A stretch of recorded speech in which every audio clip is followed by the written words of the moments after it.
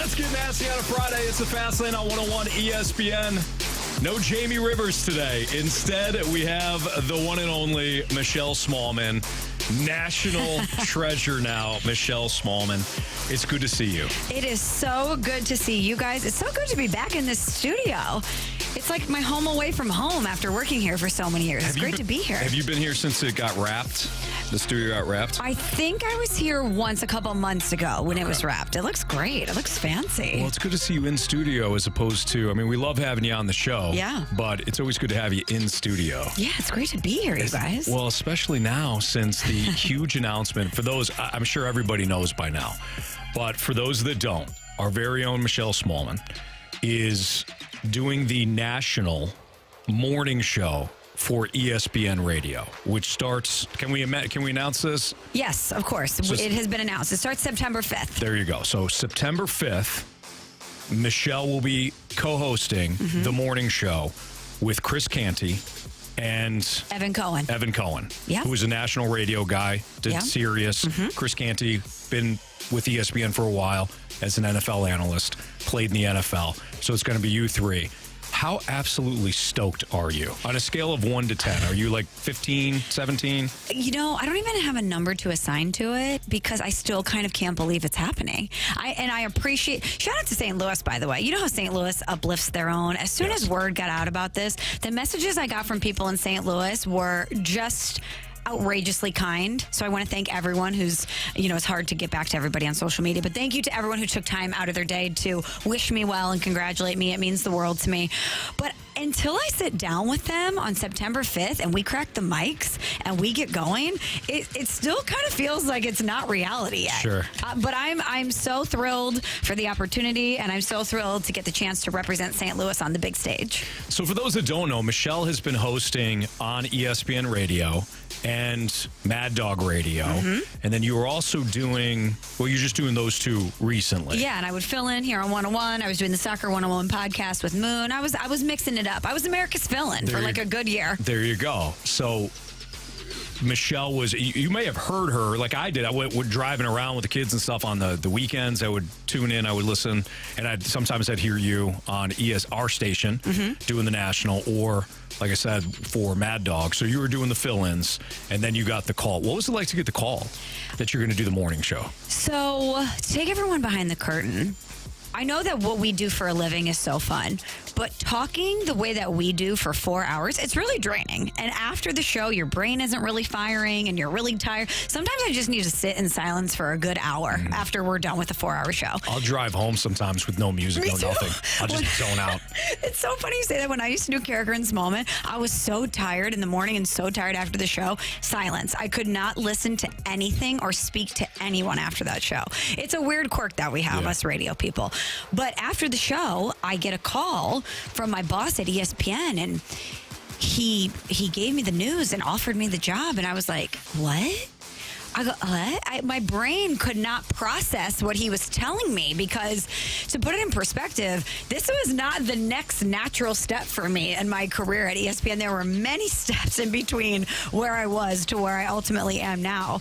And for them to believe in me in this way and to give me such a massive responsibility is not something that I take lightly. And I'm going to do my absolute best, give it everything I have for them. But I didn't believe what he was saying. I couldn't really process the information. And I sat in the studio for like an hour afterwards, just like in silence, kind of staring at the wall. Here? I was like, what? And then I called my parents and told them, and they were like, what? So anyway, it's kind of unbelievable, and I'm really pumped and really excited. They had to be over. I don't think I've ever met your parents, but I feel like I have because just working with you, and then you've mentioned them. What were they just over the moon? Oh my God. So my dad kind of just stared at, I FaceTimed them and I recorded it, which is really cool because I have that memory forever of telling them, which is really sweet. Great idea. But my dad just kind of stared at me. He also couldn't process what was that. He was like, wait, you're coming home? And he was like, you're coming back to the morning show? I was like, no, the national morning show. And he was like, for who? I'm like, for ESPN. I was like, I'm just as surprised as you, Dad. And classic mom, she looks at me and she's like, does that mean you're going to get really good benefits? they have good dental, sweetie? I was like, yeah, Mom, Disney, great benefits. Yeah. Really thrilled. So they were pumped, but also kind of in a state of shock and disbelief. So what are you most excited about? What's the thing you're most excited about, like in detail? Yeah. And what's the thing that if you could be vulnerable, what is the thing that you are nervous about? I'm most excited for the opportunity to build something that people want to be a part of, to build a community. Because my favorite part about doing Carricker and Smallmon or doing the Fast Lane with you guys is it's not just us talking into this microphone. We have a whole community of people in St. Louis that are talking with us and that are part of this with us. Thankfully. And thank you. And thank you for listening. And that is really special and rare that we have this amazing connectivity with people. And being America's fill-in, I miss that. You know, it's different when you are a guest in someone else's house. Like I filled in for like 40-something days on Canty and Carlin. I'm not Canty nor Carlin. And even though I filled in all of those days, I'm still a guest in that house. Sure. So I'm really excited to build a house with Chris and Evan and our amazing staff that we have that people want to come over and hang out with us. Like, I can't wait to get the inside jokes and to get the segments like you guys have with the Gauntlet and all the things that you guys do. Let's Get Nasty on a Friday. Like, I can't wait for all of those things that people want to be a part of. And it takes a while to build that. And you could do that naturally, though. That's the fun part. Because when you're right. I never thought about it that way. Since it's going to be a completely brand new show. Yeah. You guys have an opportunity to do it in the way that you want to, as opposed to like here in the Fast Lane, when Randy and I swapped, so like when Randy went to the morning show and I came in the Fast Lane, there were still a lot of elements of, do we want to keep that? What do we do? Randy, I think, was going to take a couple of things to the morning show, and you could kind of rebrand. But then when it wound up being me, Jamie, and BT, that's when I feel like a lot of our personal touch for the Fast Lane came in. So I never thought about that. That's exciting. Yeah, we get to build a house from scratch, which is awesome. I think we might even get a welcome mat outside the studio because we really want it to feel like everybody's just hanging out. We want it to be the dorm room. We want it to be the coolest place at ESPN, you know, and we want everybody to want to come hang out with us. And I think that we have the right people in place to do that. So I'm really excited for that. And if I'm being super vulnerable, Anthony, and 100% honest with our community here, the thing I'm most afraid of are the mean people because nationally it's on a whole different scale and people are awful, and people are particularly awful to a woman in this space. Sure. So having to deal with that on a much, much larger scale, I don't know if that's something I'm equipped for, but I will learn to roll with the punches and figure it out. You are equipped for it. You are. It may not feel like it, but you've been doing it for a long time, and your game has grown and grown and grown and grown. And Michelle, I feel like you know who you are now as a host, and it does take a while, and it is kind of a painful experience because you go through it where you're like, I don't know if I could do this. I don't know if I could do this well. I don't know if people like me. Are they, do they agree with me? And then at some point, if you work hard enough, which you have, and you're good enough, which you are, you start to develop like, okay, I know who I am. And if people like it, great. If people don't, I hope they listen anyways. They can hate listen to me, and that's just a reality. But Michelle, you have earned this role. Thank you. You're gonna kill it. Thank you. And it really doesn't matter. I know it's tough. I work in the same industry. I'm not a female though in this space. I have no idea what that's like. But people are gonna be them, and it's all about it's more them. It says more about them than it does about you. Well, thank you for your kind words, and thank you for always hyping me up and supporting me. I love when I get messages from you when you're listening. Absolutely. It means the world to me. But, that is the secret sauce to life, Anthony, what you just said. Whether it's us doing our job or anybody out there driving around, if you can be proud of your work and you, at the end of the day, can feel great about signing your name off on that day, I feel like I did great work. I don't really care what anybody else thinks. That's when the magic happens. Absolutely. And I think that you and I, coming from where we came from, it took us a long time to really get to that place. Yep. But now I'm with you. As long as I'm proud of what I do every day, and my teammates are proud of me, and my family's proud of me, and St. Louis is proud of me, that's all I really care about. September 5th, right? September 5th. September 5th, new morning show. Does not have a name yet, so we're waiting to see what the name is going to be. Right now, it's Canty, Cohen, and Smallmon. There you go. And we don't. It's it's in the think tank phase. We might adjust it. It might stay that way. We'll see. TBD. St. Louis is incredibly proud of you. Thank you. You've earned it. Great job. And I'm looking forward to the next 4 hours of radio with you. I know. By the way, really quickly, do you think nationally people are going to get sick of me talking about St. Louis?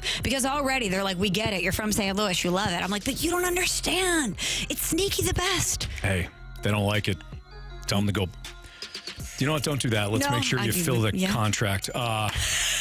You know what? Doesn't matter. Do your thing. Midwest Michelle's coming. Exactly. I mean, listen, there if you people go. nationally don't know about St. Louis, they're about to. Let me tell you. You're going to represent. Absolutely. Michelle Smallmon in for Jamie Rivers today. I'm Anthony Stalter. Andrew Marsh here as well on a Friday. We appreciate you listening. It's 2:13. Your time check is brought to you by Clarkson Jewelers, an officially licensed Rolex jeweler. Marsh put together a little exercise for the three of us. The Cardinals need pitching. We know they need pitching. There's going to be plenty of free agents available. Marsh gave us a budget, and he gave us a lot, actually. He gave us $80 million for 2024. Is that all? You could save the tax. We get it. We don't think the Cardinals are going to spend $80 million on pitching. But they kind of have to. So with $80 million, how are we going to divvy out some of the contracts to get 3 pitchers for this rotation? We'll tell you next on 101 ESPN.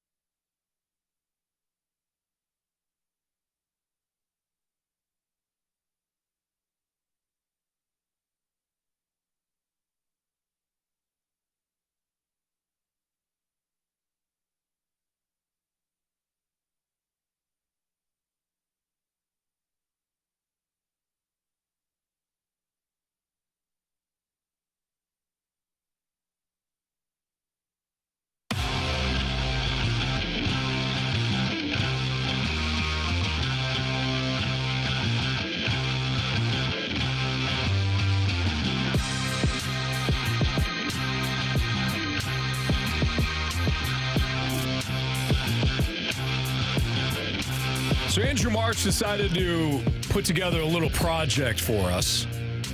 And it's going to be a choose-your-own adventure of sort, Michelle. Michelle Smallmon in for Jamie Rivers today.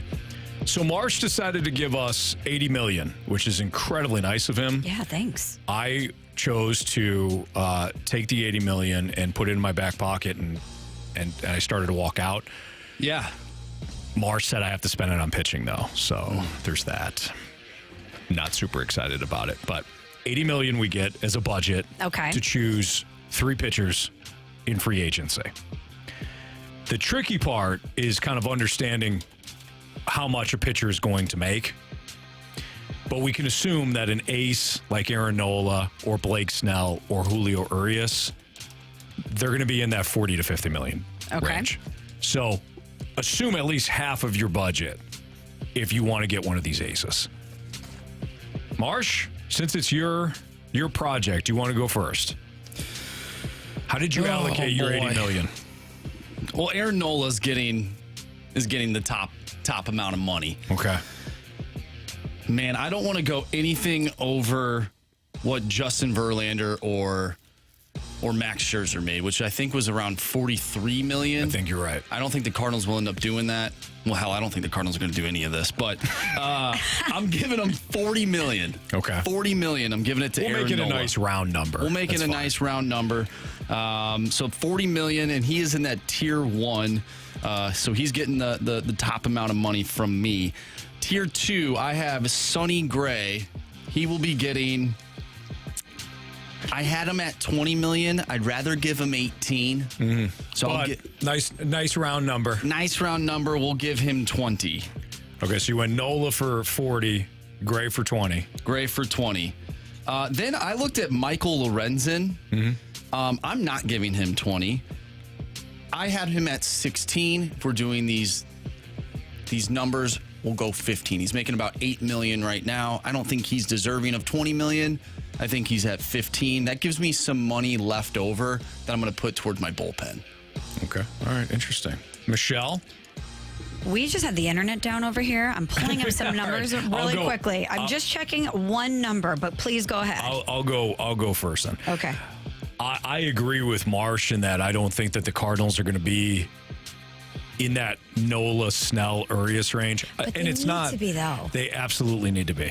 I just think that Snell winds up going to a big market. I think Urias, I don't think the Dodgers allow Urias to walk. And I don't think the Phillies allow Nola to walk. I think that the Phillies have been throwing around money. They're not going to allow the race to walk out the door. Because Zach Wheeler, I think, is on... This is the second to last year of his deal. I think he becomes a free agent in 2 years. So keeping Nola around makes sense.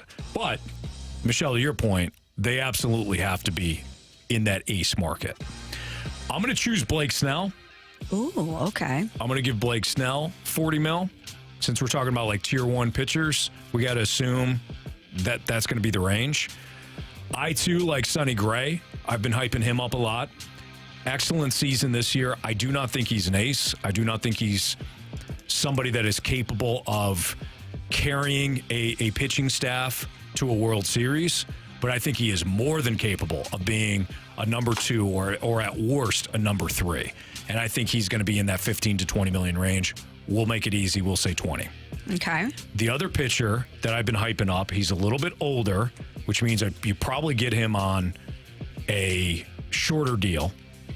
Is Kenta Maeda, he came off the injury, and since he came off the injury this year, he's been outstanding for the Twins.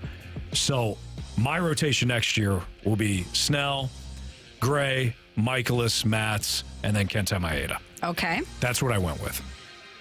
So this is our money to spend in this hypothetical dream scenario. Correct. So even though I agree with a lot of what you just said, if this is my hypothetical scenario, I'm getting Nola. I'm going to give him $40 million. There you go. I'm with you. I don't know if he'll be available. But in this scenario, the Cardinals have a good offense. They know that they need to just go out and fortify their pitching. And I know people don't want to hear this because we are out on the Cardinals this year big time. They're going to be right back in the mix next year if they do what they need to do this offseason. Mm-hmm. And if I am John Mozeliak, how many more years do you think Mo really wants to do this job? How many more years do you think he has? Okay, so you have a 2-year runway, and you need to make sure that you end on a high note. You don't want to go out with a year like this or a repeat of this. That's not what you want your legacy to be. In order to do that, you're going to have to get outside your comfort zone. You're going to have to be aggressive. You're going to have to spend money. Yep. Also, you do not want to waste Paul Goldschmidt. You do not want to waste Nolan Arenado, assuming they're both still here. So I'm getting Nola, $40 million. My first inclination was to go Gray, but what do you, and I'm really interested to hear what you guys think about this as people who've been boots on the ground here in St. Louis during this terrible season. What are your thoughts on a Montgomery reunion?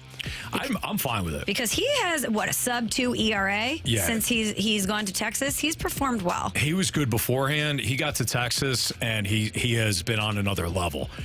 I personally don't think, now we don't have to play this game because, as we're saying, we'll save after you pick out your pitchers, we'll have the conversation of like what's realistic. I'll say what I think on Montgomery in terms of that later, but in terms of him as a pitcher, yeah, absolutely. He was excellent for the Cardinals. He winds up going to Texas, and he's going to be pitching in the postseason, and he might wind up being, he probably will be their number 2 behind Max Scherzer. I think he's been great. So if I could get Gray and Montgomery at 20 each, that's what I'm doing. Okay. I'm going to go Nola, Gray, Montgomery comes back. So now we can get into like what's realistic. I don't think that the Cardinals are going to be able to sign one of the big dogs. I think Snell again is going to go to a big market. I think Nola is going to go back to Philly. I think Urias is going to go back to LA. It's a completely different conversation from what we think they should do, because we can all agree that without an ace, there will be no wholesale changes and significant improvement next year. Bottom line, you don't have an ace. You don't have a quarterback. You're not going to win a playoff game. You don't have unless you're the 49ers. Unless you have a historic defense or Kyle Shanahan in his mind. But we don't want the Cardinals to approach this like baseball's version of the 49ers. Correct. We want them to be the Kansas City Chiefs. Yes. Get yourself an ace. Get yourself a guy that can win no matter what. Get yourself a Patrick Mahomes. Get yourself a fall guy, Michelle. So they need an ace. Bottom line, they have to sign one.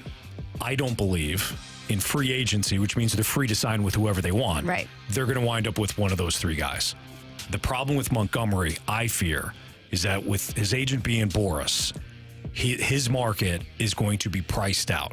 And I think if you're the Yankees, and he apparently loved being a Yankee, if you're the Yankees and you got all that pitching, Luis Severino is going to be a free agent next year, and he's had a disastrous year. Really rough. Just looked up. That was the numbers I was looking up because I was like, it was bad. It was worse than I remembered. I wouldn't mind him on a 1-year fly it like prove it deal, because at one point he was the Yankees ace. Because it's been such a disaster there this year. Exactly. Right. Like, hey, let's just roll with it. But Severino's going to be a free agent. Frankie Montas, who's not pitched for them, is going to be a free agent. They're in a similar situation to the Cardinals. They got like Garrett Cole. Domingo Germán is on the. Yeah. He's got issues. So if you're the Yankees, are you throwing 25 at Montgomery, and all of a sudden that his market gets too uncomfortable for the Cardinals? As a pitcher, I'm in. I wonder if the market is going to be right for them. And they loved him in New York. That rocked the clubhouse when he got moved. They really loved him. Takes the ball it's what I said when the Cardinals got him for Harrison Bader. We were on air. It was a last second deal, and everybody's kind of like, "Who the hell is Jordan Montgomery?" I said, "He'll take the ball every 5 days. Yeah. He's going to be steady for you. He's not going to wow you. He's not going to ever, he's not going to have strikeout numbers that are out of this world. But he is going to be the epitome of consistency, and that's what he was. And I think you look at the Yankees, you're like, yeah, we'll pay for that now. Well, who do you think is in more of a desperate position, the Yankees or the Cardinals? Yankees, in my opinion. From a roster standpoint? Because their market is bigger? 100%. They get more attention. But let me tell you this. I think their roster is worse, too. Being there, though, yes, the Yankees get a lot of attention. They get a lot of heat. But everyone has shifted the attention to the Jets. and the Giants. True. And here in St. Louis, the standards are certainly the same as the Yankees. The expectations are the same, but they're the only thing right now that we're talking about. There's no NFL team for us to shift to. Yeah. There's no college football team, sorry Illinois, sorry Mizzou, that we care about to the level we care We about. do love you, though. We love you. We love both of We you. love you. But they're not going to get the same billing that the Cardinals are going to get. And maybe that would be the case if the Blues were a really good team last year, and the Blues weren't. Right. They were in the same situation that the Cardinals are in right now. They missed the playoffs. They have problems on the back end with their defense. We're getting excited a little bit about the Blues, but not enough to basically overshadow what the Cardinals have been doing this season. Correct. So I think the Cardinals are in a more desperate position. I think the roster might be worse for the Yankees, believe it or not. Like, if you really look at what has transpired for them, They have a lot of the same players. you got a lot of the same Too many players that are banged up. right-handed hitters. You've got so Judge speaks for himself. Stanton That is deal. always banged up. That they were going through the numbers on that deal on SportsCenter. That is It hasn't been worth it. a bad deal. Yep. So you got Judge, you got Stanton. Okay, but Judge missed a lot of this year. Stanton is always in and out. Always. DJ LeMahieu's on his last leg. Josh Donaldson is done. And they got Anthony Volpe, who's their young shortstop, but he's kind of in a similar range as some of these young guys we're talking about with the Cardinals. Like, hey, a lot of excitement, but not quite there yet. And then you look at the rest of the roster. It is not the Yankees of like 4 years ago or even 3 years ago, and their pitching has always been a problem. And now again, they're gonna have big time spots in that rotation behind Garrett Cole that they need to fill. I think they kind of did the same thing as the Cardinals, where they put a lot of expectations on guys that had question marks at certain times in their careers, Absolutely. and it did not work out for either team. No, not at all. That's Michelle Smallmon. That's Andrew Marsh from Anthony Stalter. It's the Fast Lane on 101 ESPN. We've been doing one thing to look for in each division, so we're going to do that for the NFC East in about 15 minutes. We got to play a lineup game next, though. Here in the Fast Lane on 101 ESPN.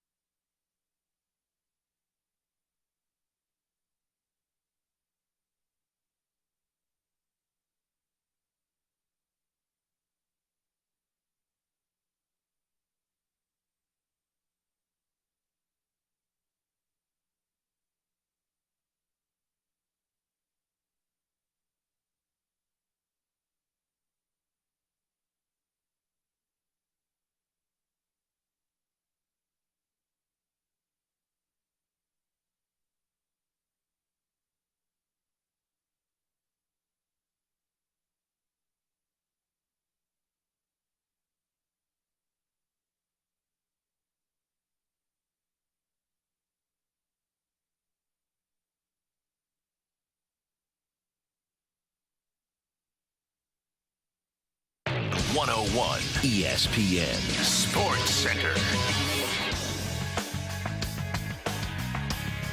I'm Andrew Marsh. It's time for a Sports Center update driven by Johnny Londoff Chevrolet and Johnny Londoff Autoplex. The Cards are back in action tonight.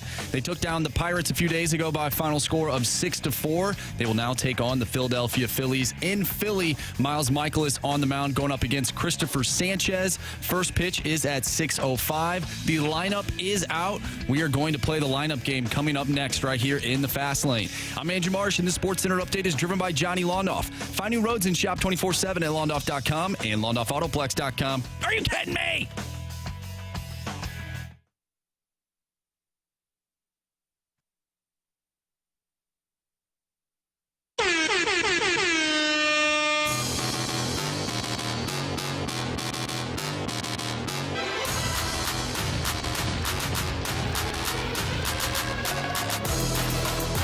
Time to play the lineup game here in the Fast Lane on 101 ESPN. Michelle Smallmon filling in for Jamie Rivers out of her big national debut. Well, it's not even a debut.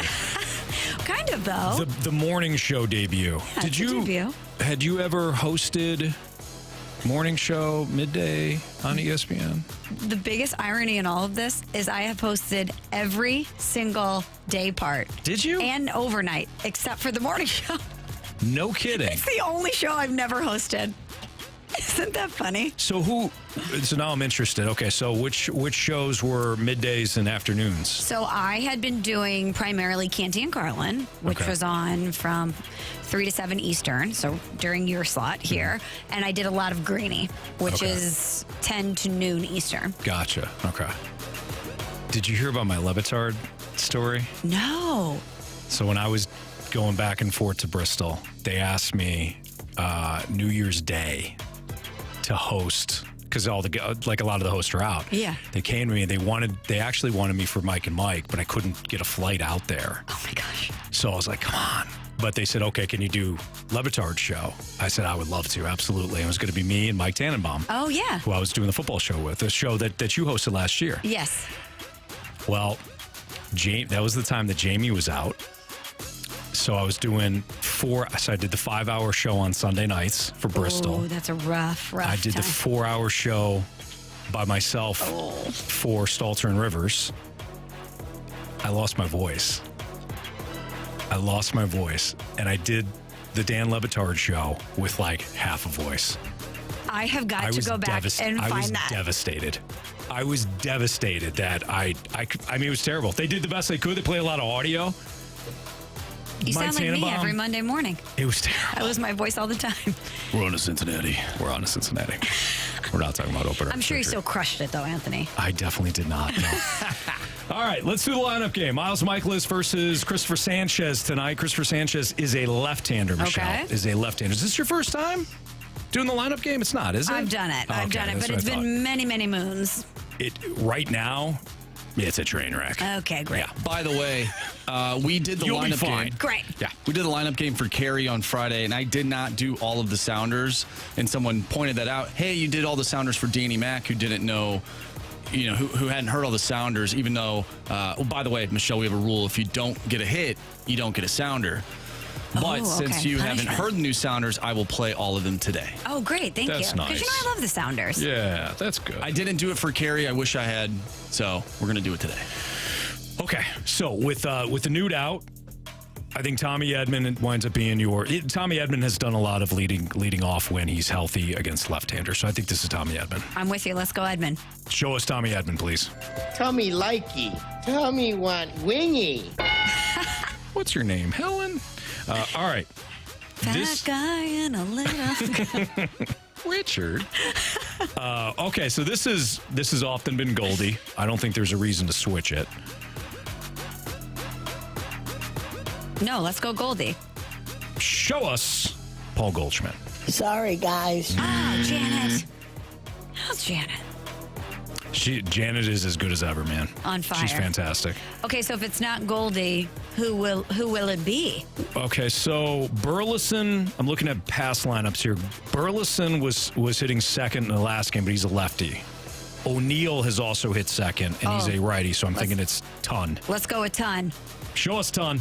My fingers hurt. Oh, well, now your back's gonna hurt because you just pulled landscaping duty. Savage.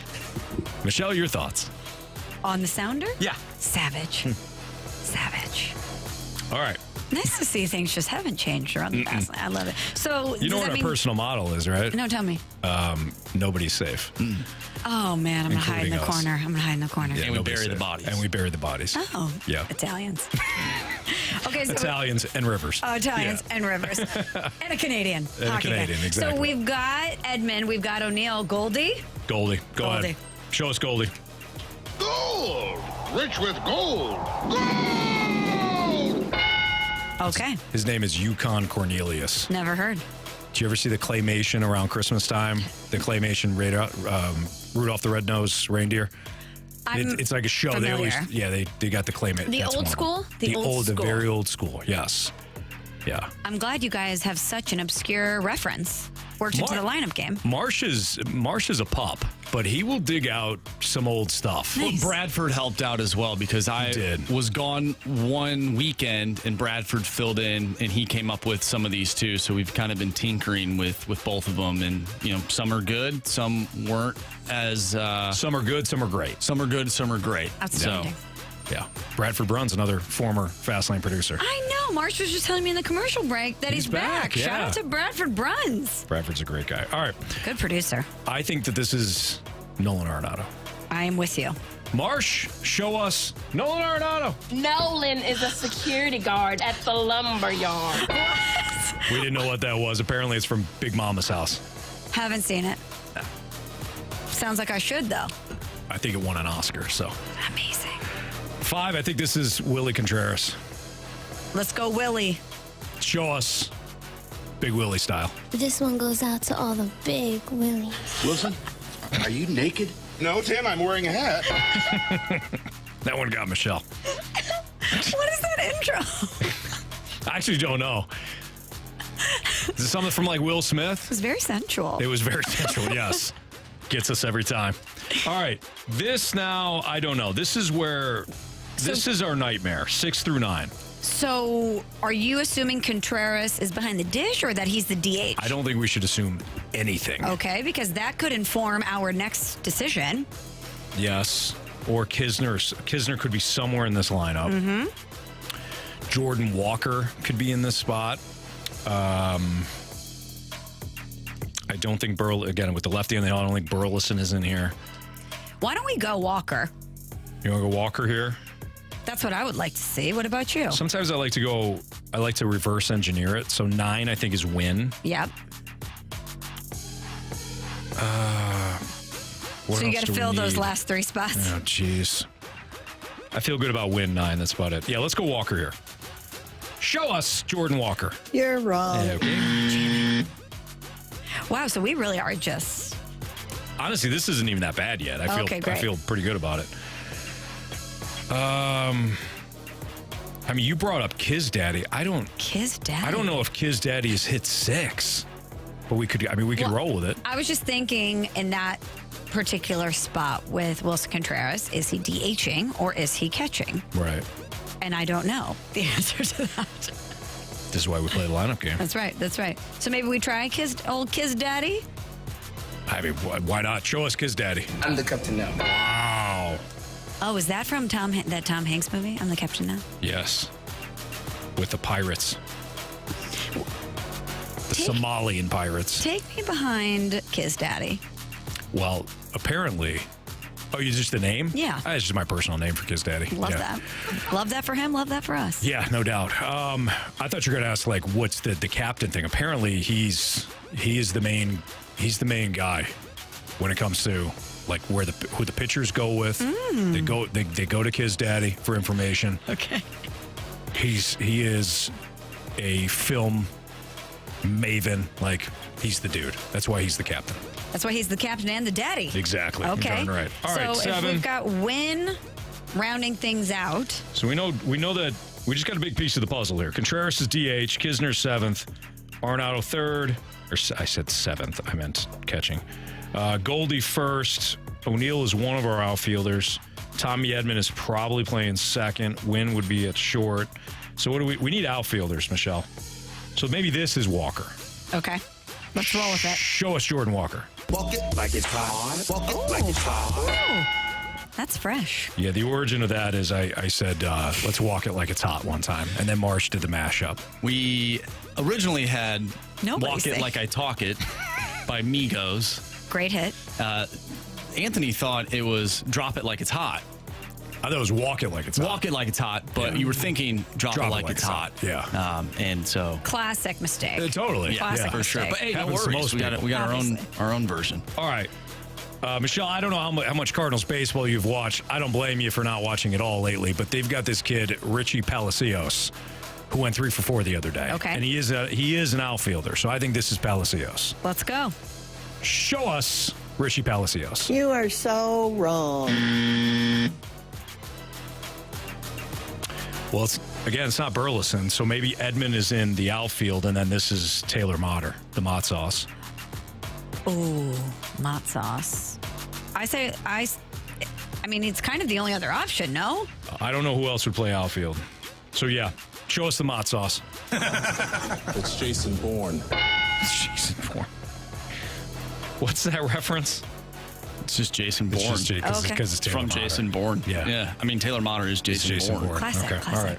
Okay, so Masyn Winn. Masyn Winn. Show us Masyn Winn. All I do is win, no matter what.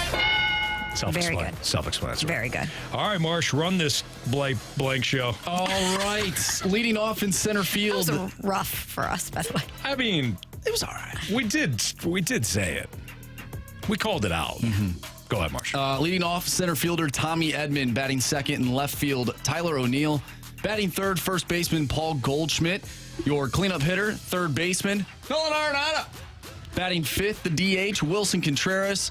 Batting sixth, the catcher, Andrew Kisner. Batting seventh in right field, Jordan Walker. Batting eighth, the Mott Sauce is playing second base, Taylor Motter. And batting ninth, the shortstop, Masyn Winn. There you go. Go foul, go foul! I don't believe what I just saw. Home run. All right, Michelle, time to pick your home run leader. You're the guest, not a home run leader. First home run tonight by a Cardinal. Okay. That's how you win. You can't just hit a home run. It's got to be the first Cardinals home run. So again, you're the guest. Okay. Who would you like to go with to hit a home run tonight for the Cardinals? For your St. Louis Cardinals. Your St. Louis Cardinals. I am going to put my money on Jordan Walker. Okay. You're walking it like it's hot tonight. I'm I like walking that. it like it is super hot. Okay, there you go. Jordan Walker off the board. Marsh. I'm going with the Kiz Daddy, Andrew Kisner. Man, I was going to go Kiz Daddy. He's been hitting a lot of home runs I know, lately. that's all he does is hit home runs. All right, I'm going to go with Ton tonight. I got a feeling. Give me Tyler O'Neill. Sure. I wanted Kiz Daddy, but Marsh beat me to it. All right. Which means you're going to win. Probably. That's usually how it works. Usually how it works. I Yeah, falls you into don't your want- lap. Yeah. Marsh, you just won. You had the Richie Palacios home I did have Richie P. Yeah, you went out on a limb. You got paid for it, man. Nice job there. Okay, I think we asked this question yesterday in the Sports Six Pack, Michelle, and I'm like, I don't like it. I don't like it one bit. I want your thoughts on it. We'll tell you what it is next on 101 ESPN.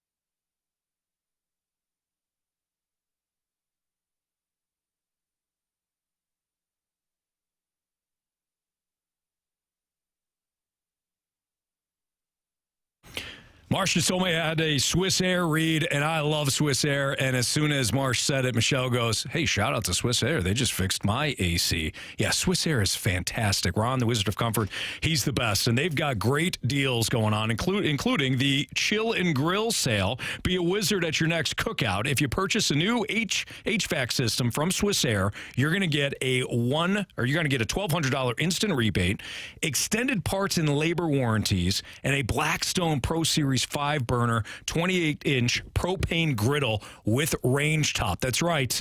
You're going to get a Blackstone Pro Series 5-burner 28-inch propane griddle with range top, all because you chose Swiss Air for your HVAC system needs. I went with Swiss Air when it came to our HVAC unit. Had the AC replaced, had the furnace replaced. Swiss Air did a fantastic job. So good, in fact. One of my neighbors down the street was asking, hey, we're kind of looking at replacing our HVAC system too. Were you happy with Swiss Air? I go, you don't go with anybody else. They went with Swiss Air. They were thrilled as well. So make sure that you call them. Talk to them about their Daikin Fit system. Swiss Air only uses the best systems. They're outstanding. So do what we did here in the fast lane, Jamie included, and call Swiss Air at 636-500-COOL. Again, 636-500-COOL. And take advantage of the Chill and Grill sale, courtesy of Ron, the Wizard of Comfort, and Swiss Air.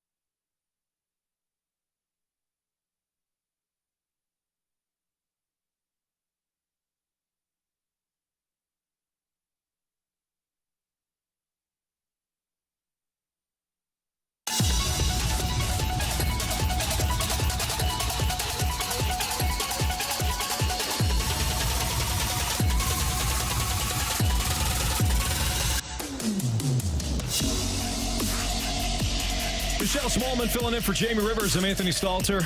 Are robot umpires ready for their MLB debut? Not so fast, writes The Athletic's Jason Stark. Ooh. Michelle, we were talking about this on air yesterday. I thought it was a question in the Sports Six-Pack. Marsh disagrees. Marsh is like, no, we didn't talk about it. I think you made it up, Anthony.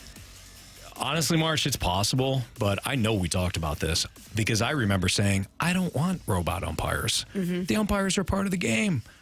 I know they don't get it right all the time, but I don't know if taking technology to this degree makes the game better.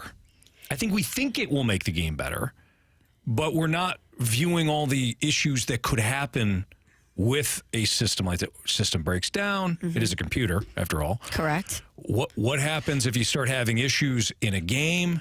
You know, does a home plate umpire have to take over anyways? Yeah, do you have a human being ready to go if the technology fails? I'm assuming so. Probably. But we all thought, and I was in this camp too, Michelle, we all thought, well, instant replay is going to solve everything. It hasn't. It's only brought more scrutiny at times. I don't think that we should get rid of it. I think we should use the technology at our disposal to a point. But umpires, human beings, they're involved in the game. They can control the game as well, or at least try to. They're not perfect. They're flawed. But I'm not big on the robot umpire idea. How about you? So I like it in theory because you want to get the calls right.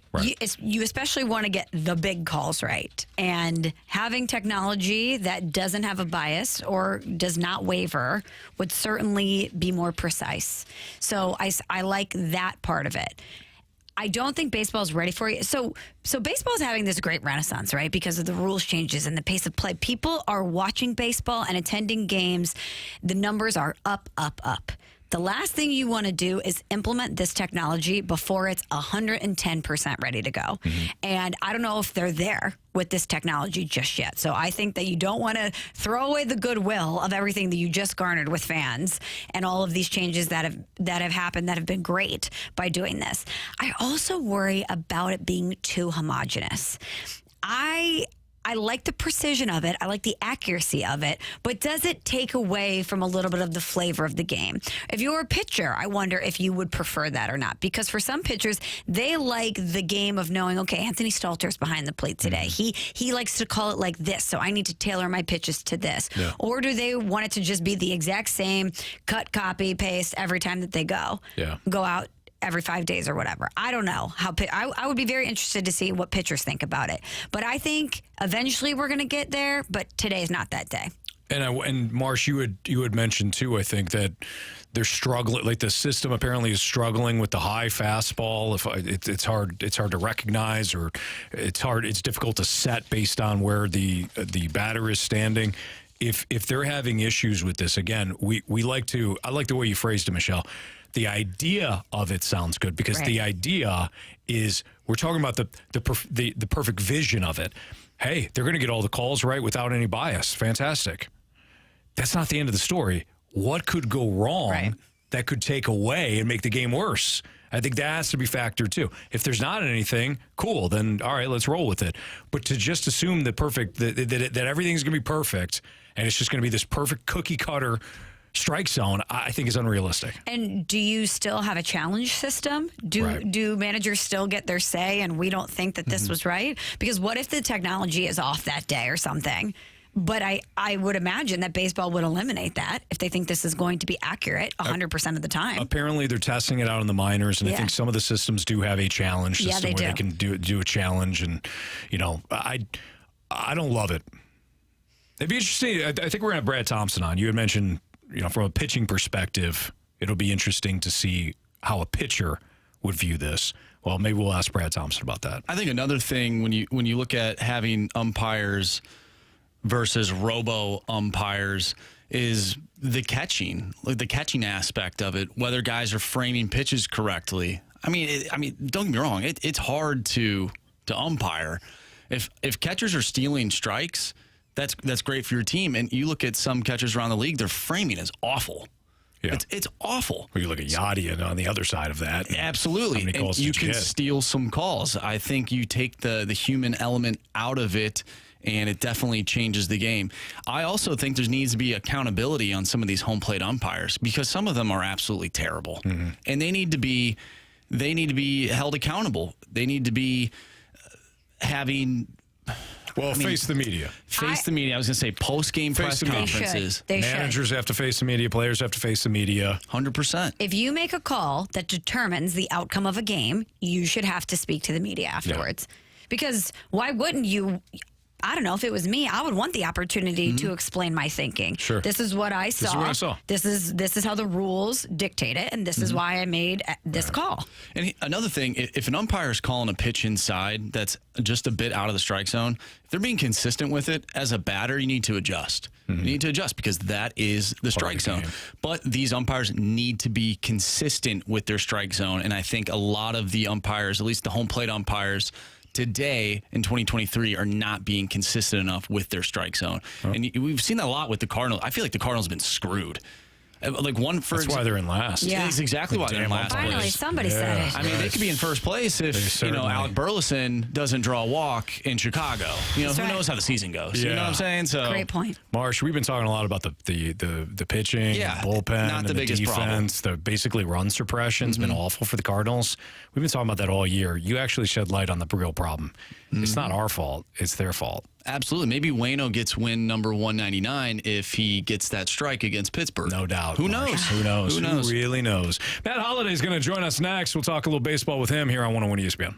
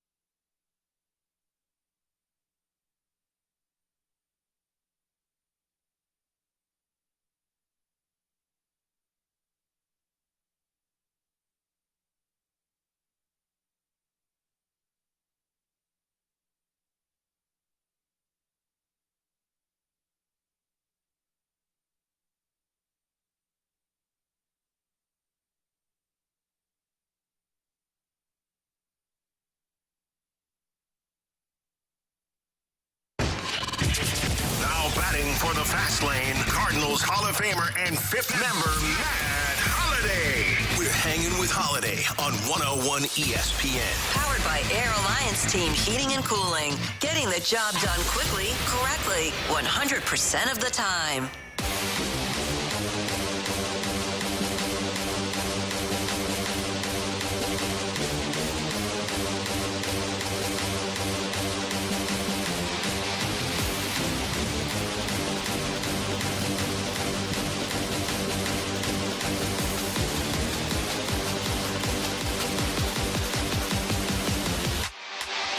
Time to chat with our guy, Matt Holliday. Michelle Smallmon filling in for Jamie Rivers. I'm Anthony Stalter. We head to our celebrity line, talk to the Cardinals Hall of Famer, World Series champion, Matt Holliday. What's up, Matt? Hey, guys. So, Michelle in favor of Jamie and Brad. Talk about an upgrade. Yeah, no kidding, Matt. Well said. Wow. Yep. Good for you, Anthony. Yeah, thanks, Matt. I appreciate that. Thank you. Thanks for thinking of me in that regard. I appreciate it. Yeah. Hey, Matt, I wanted to ask you, it might be a complicated question, but for me, watching football as long as I have, quarterbacks that can process information quickly typically make that jump from college to pros easier than those that don't. Is there an equivalent in baseball where you watch a young guy that makes that transition from the minors to the majors quickly? Is there kind of one thing that player has that can translate quicker to the big league level? Yeah, I mean, I think when you talk about that, like you talk about process information, I think that also applies in baseball. I think baseball IQ and being able to, I think when you're talking about moving up, if you can keep the game simple, if you can continue to not make it bigger, I guess, than baseball, when you can just really, so they still have to throw it over the plate, and you can kind of just not make too much of it. Obviously, the skill level is higher at the major league level, and obviously we know that the greatest players in the world play in the major leagues, but I do think the guys that transition the best are the ones that can mentally handle it and are mature enough to not get too high or too low. And then, there's some skills, I think, obviously, when you can really run, obviously that plays and that can help you transition from the minor leagues, because if you hit one in the hole or you hit a soft dribbler, you can get some hits and you can contribute in that way. You can steal some bases.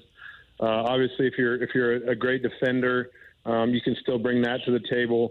But I think generally, when you generally talk about young players coming to the major leagues, a lot of it is your brain, and a lot of it is how you process the game, slow the game down, think the game, and anticipate what's going to happen.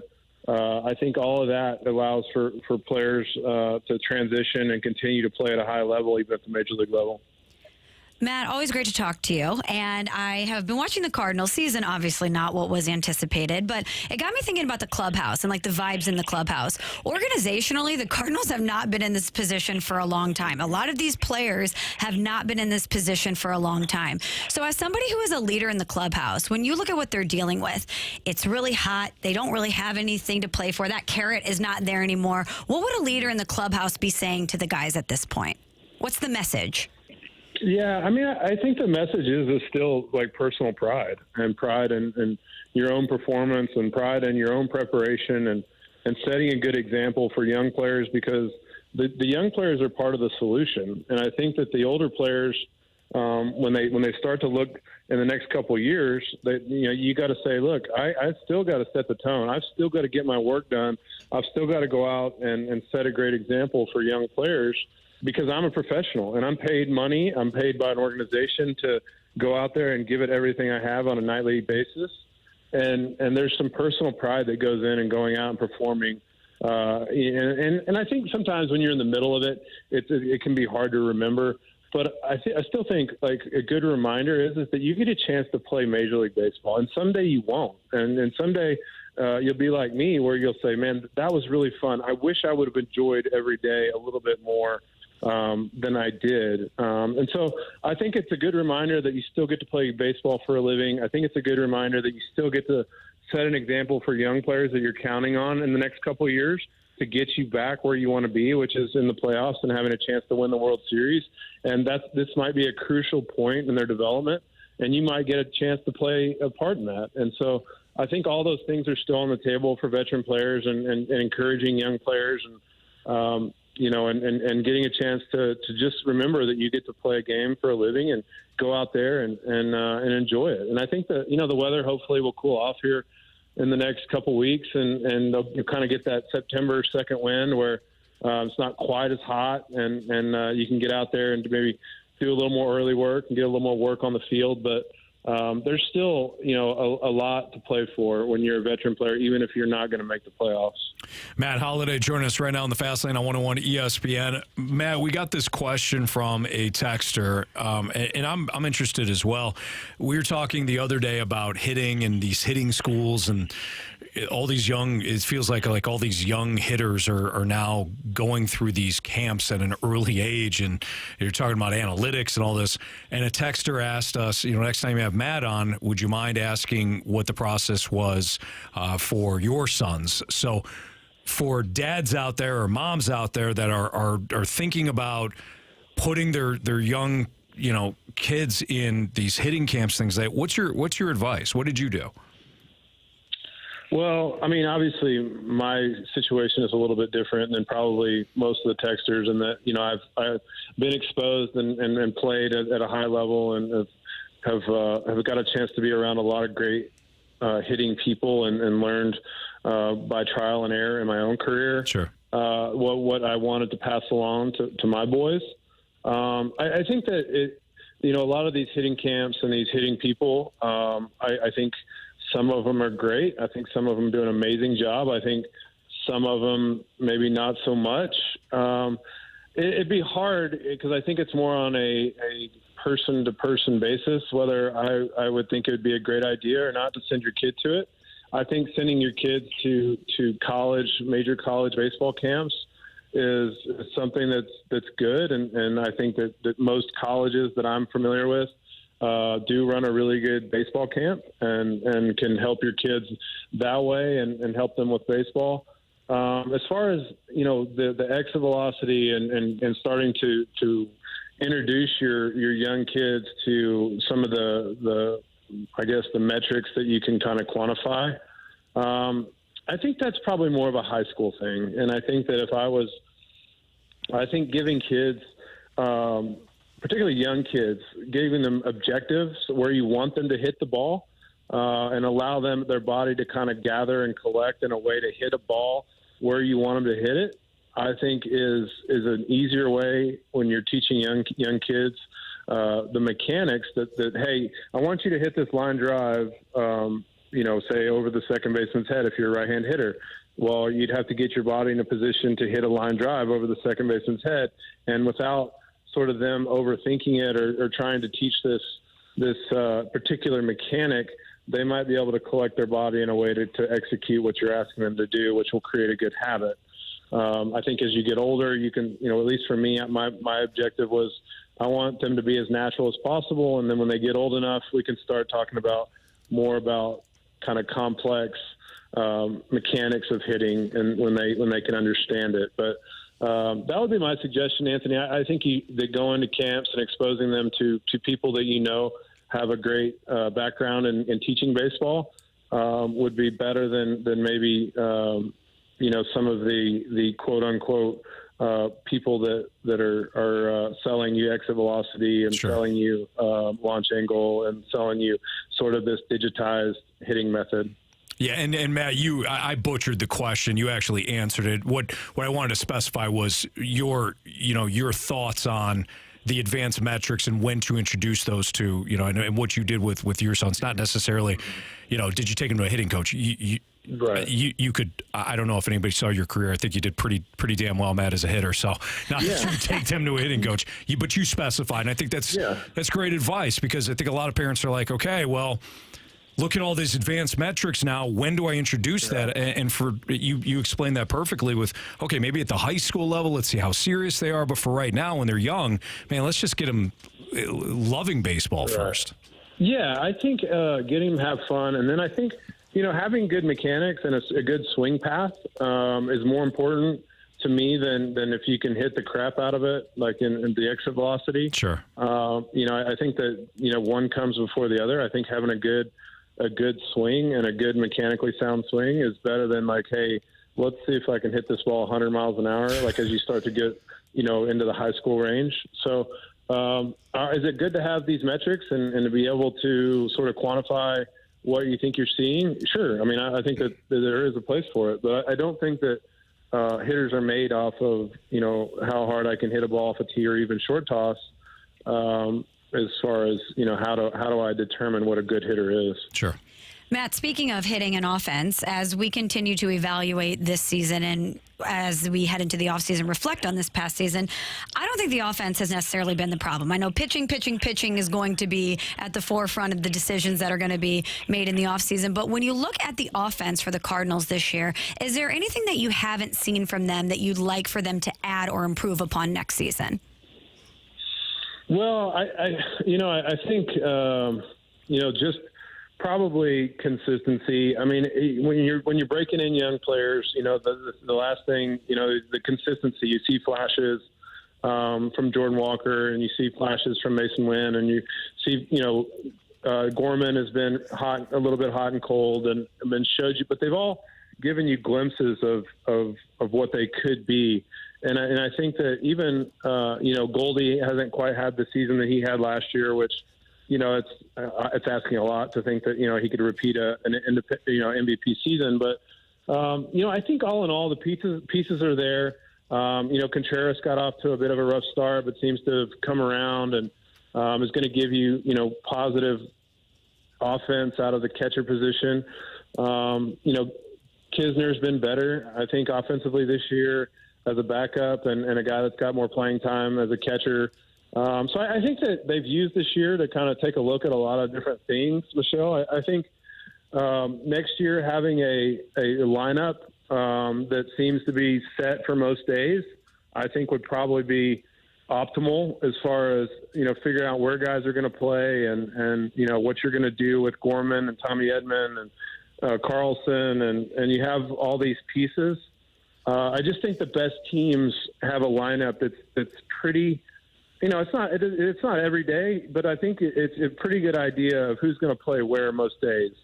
And I think that that's something for me. If I was, looking at the team going forward, I would want a plan where I would have a little more certainty in the positionally who's going to play where and how I'm going to, rotate guys and use the DH. And if you could add a big bopper at the DH, maybe you do that.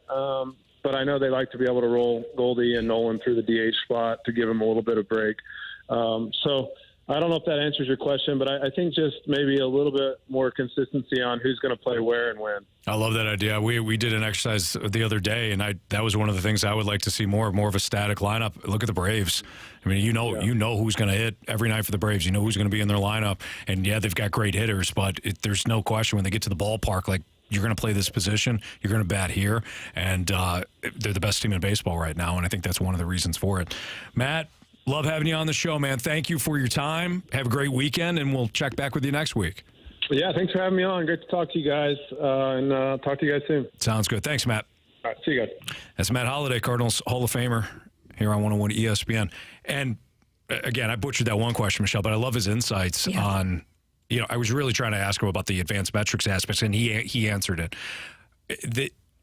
Get them involved. Make sure they love the game. Sure. Make sure they love the game of baseball. And some of the things he was talking about were just having a level swing, not necessarily hitting the ball hard. Where your head is compared to when the pitch is coming in, where you want to take the ball. That's all like fundamentals. And then when if it's high school and the kid's got a lot of skill, and he wants to take it to the next level, and then maybe you can start to weave in some of the metrics or some of the advanced technology. I was very fortunate when I was hosting Carricker and Smallmon to be able to have some great conversations about hitting with Mark McGuire. And one of the best hitters we've seen, right? And he always said, hitting is feeling. Mm-hmm. All of that other stuff comes later. Hitting is feeling. It's getting inside your body and getting a feel for it. And I think especially, I'm not a parent and I'm not a coach, but I would think especially at the younger level, that's what you should probably be instilling in these players, to love it, to feel comfortable in their body and with their swing. And then you can add all of that stuff. You don't want to burn the kid out at 9, just because you think that they're going to make it to the big league someday and all that. But all right, Brad Thompson's going to join us in about 10 minutes or so. We're going to do a quick one thing to look for NFC East next on 101 ESPN.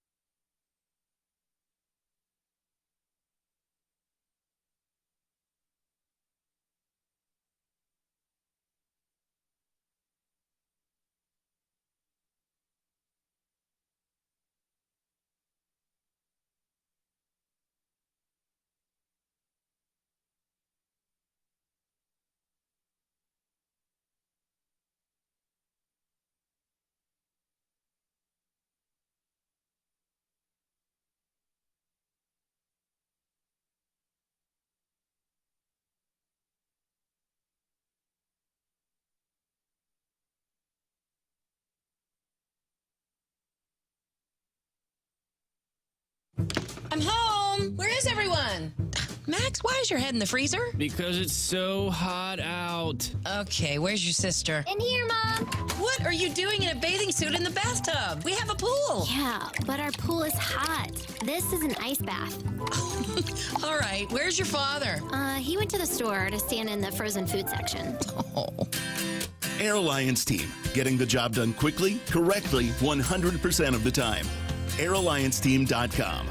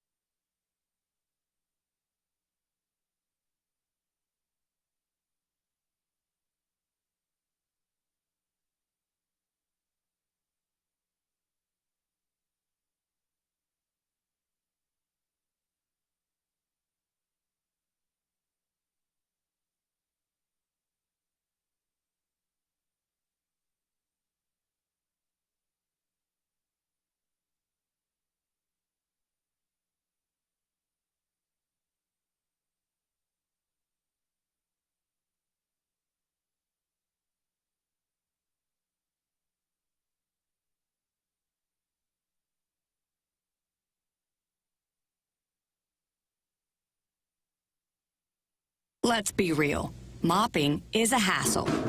You have to fill the bucket, pushing a wet, heavy mop around, then cleaning the mop when you're done so it doesn't grow bacteria. A hassle on top of a hassle.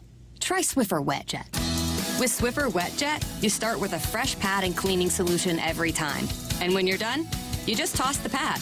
Swiffer WetJet, the faster, easier, cleaner way to clean your floors.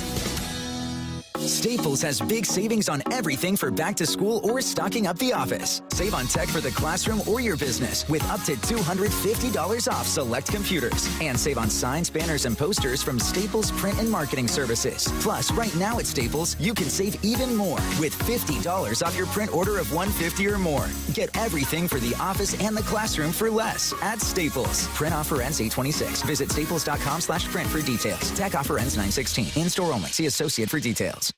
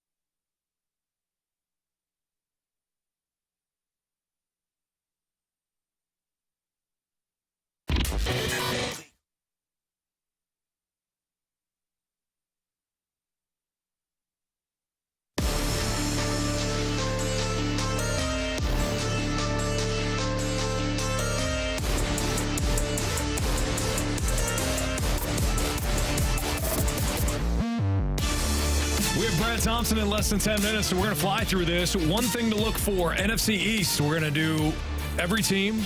We each give one thing to look for. We'll save the NFC champs for last. Why don't we start off with the Washington Commanders? Okay. One thing to look for, Michelle, Washington Commanders. Is Sam Howell the guy? They're saying he's the guy. But they've had a lot of swings and misses at the quarterback position. What? Yeah. And I think that with Taylor Heineke, Cacaw? We love Taylor Heineke. But with new ownership now in place, everything is up. Yeah. And that includes Ron Rivera's job. That includes a full wiping the slate clean after this season. This is an evaluation period, a prove-it period for every single person in the organization. And Josh Harris and old Magic Johnson are going to get together after the season's over and say, is this still the Commanders? Maybe the name changes. Maybe the coach changes. Maybe the quarterback changes. So I think a lot of people are playing to stay. Yeah, it's like a one-year tryout for everybody. Tryout deal for everybody. Marsh? Yesterday I mentioned Eric Bieniemy and how the Chiefs might fare without him as the offensive coordinator. I'm going to flip that to what the Commanders will be with Eric Bieniemy calling plays. Can he lead this team to be one of the top teams in the NFC East? We'll find out, but I think that's definitely one of the things you have to look for this year. That was mine. Eric Bieniemy. Okay, so we know about Andy Reid, we know about Patrick Mahomes, we know about Kansas City. We kind of have an idea, or we thought we did, with Eric Bieniemy and what his role is. If he can be productive with this offense, Michelle, to your point about like new ownership and stuff, maybe Ron Rivera gets the boot and they keep Bieniemy. Didn't love the early returns on that, though, where the players going to Ron Rivera complaining about being coached too hard. Yeah. Not a great sign. Not a great look for anybody there.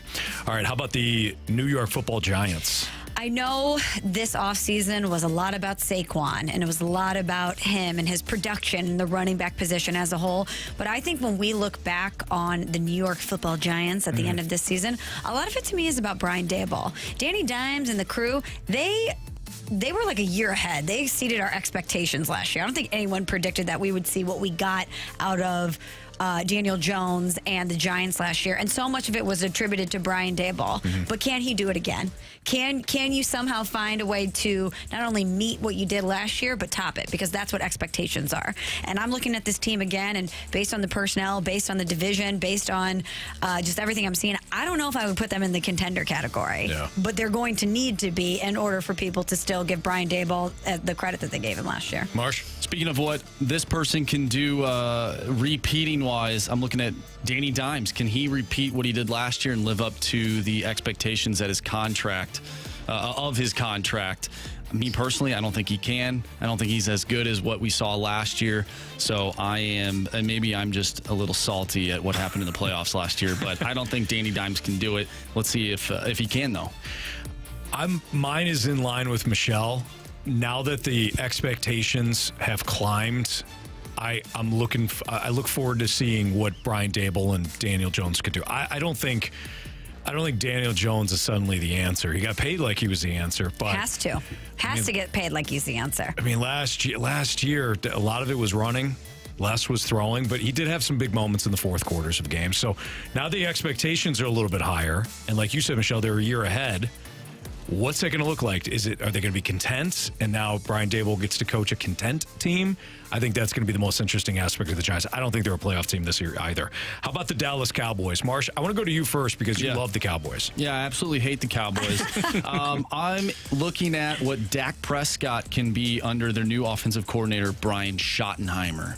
I've heard that they've sort of dialed things back a little bit. He was not that great when it came to turning the ball over, throwing interceptions. So I want to see if maybe they dial it back a little bit, make things a little bit more simpler for that offense. We know their defense is good. Can their offense win them some games? Michelle? Yeah, it's a very, what are they calling it? A Dak-friendly offense? Or maybe it's a Dak-friendly offense. Maybe not win games, just not lose games. Yeah. It's a better way of looking at it, but yes. Turnover machine. Yeah, he says the interceptions are going to be improved this year, and prior to last year, he had not met those numbers. So I could see that improving, the tip balls improving, as he talked about. But guys, do you realize we always talk about pressure on the Cowboys, and they haven't won in a long time. And when you have that star in your helmet, the pressure is different, the expectations are different, and every year that goes by that you don't win, it just ramps up and up and up. Do you guys realize over the next 2 seasons how many of their stars have expiring contracts? No. I'm just going to throw some names. Tony Pollard, Dak Prescott, Brandon Cooks, Zach Martin, CeeDee Lamb, Jordan Lewis. I mean, they have like 14 players, including a ton of their big stars. So outside of Micah Parsons, basically the team. Correct. Wow. So there's already Diggs, pressure that exists there, but they're at a crossroads. Yeah. You know that Mike McCarthy seat is hot, and if they don't win this year, or at least get to that point this year, they could be seeing some major turnover on their roster over the next 2 seasons. That's really interesting. I think we're gonna do like the pressure cooker segment coming up. Maybe the Cowboys find themselves in that segment. You know, for me, Mike, you brought up Brian Schottenheimer. Schottenheimer's the OC, but it's going to be Mike McCarthy's offense again. Mm-hmm. Yeah. Mike McCarthy, the Cowboys have not been running McCarthy's offense. They've been running Kellen Moore's offense. Well, he's now in L.A. with the Chargers. So it's going to be, you know, how much did Mike McCarthy learn from his days in Green Bay, taking the year off and then coming back? So if McCarthy gets fired, it's going to be because he wasn't good enough as a coach throughout the course of the year. It's not going to be Kellen Moore's fault. And Dan Quinn keeps taking that DC job. I wonder if he's just kind of waiting things out, waiting to see if Mike McCarthy hangs on to that gig. Wouldn't you? Yeah, I mean, I would lay in the absolutely. weeds. Certainly, instead of going to Arizona or something and wind up being a bad team, because Dan Quinn's only going to get one more shot to be head coach. All right, Philadelphia. I'm going to keep this real quick. They lost both coordinators. Yep. So now that's to me, the roster's loaded. I love Jalen Hurts, but you lose Jonathan Gannon, you lose Shane Steichen. So now it's like, okay, Nick Sirianni. Now you have the responsibility of replacing two coordinators. This is what good teams have to do consistently. So that's my biggest question with them. Same thing with me. Can you avoid the Super Bowl hangover? Can you bounce back? Those guys could taste it last year. And how do you bounce back from that? I know that all of the returns so far on Jalen Hurts is that he's even better than he was last. They're so fired up about the progression that they've seen from Jalen Hurts. And if I was an Eagles fan or if I was in that organization, I will feel great about it too. But we've seen a lot of teams that lose Super Bowls not be able to get over it. Remember the Seahawks when they had to go to Hawaii and have that big meeting on top of a cliff or whatever to talk about what happened? I hope that mentally they can turn the page, and it's going to be difficult when you lose your OC and your DC. Mm-hmm. I think we all assume and agree that A.J. Brown is the number one wide receiver in Philly. If you look at the stats last year, Devontae Smith had more receptions. So I want to see if Devontae Smith emerges as that young number one wide receiver in Philadelphia this year. All right, there you have it. Brad Thompson next in the Fast Lane on 101 ESPN.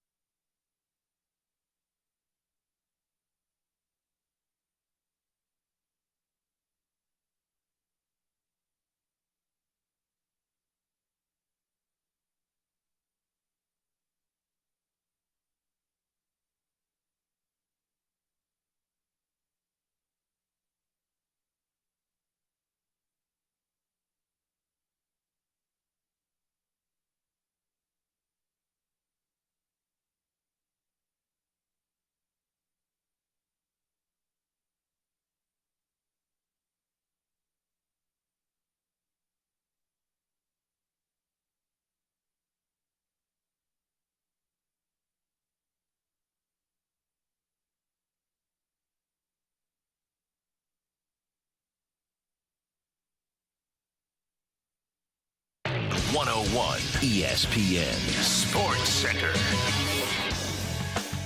I'm Andrew Marsh. It's time for a Sports Center update brought to you by Saliga Heating and Cooling. The Cards are back in action tonight, taking on the Philadelphia Phillies. Miles Michaelis on the mound going up against Christopher Sanchez. First pitch is at 6:05. We talked earlier today with Matt Holliday. If you missed that interview, make sure you go to 101ESPN.com or check out the 101 mobile app.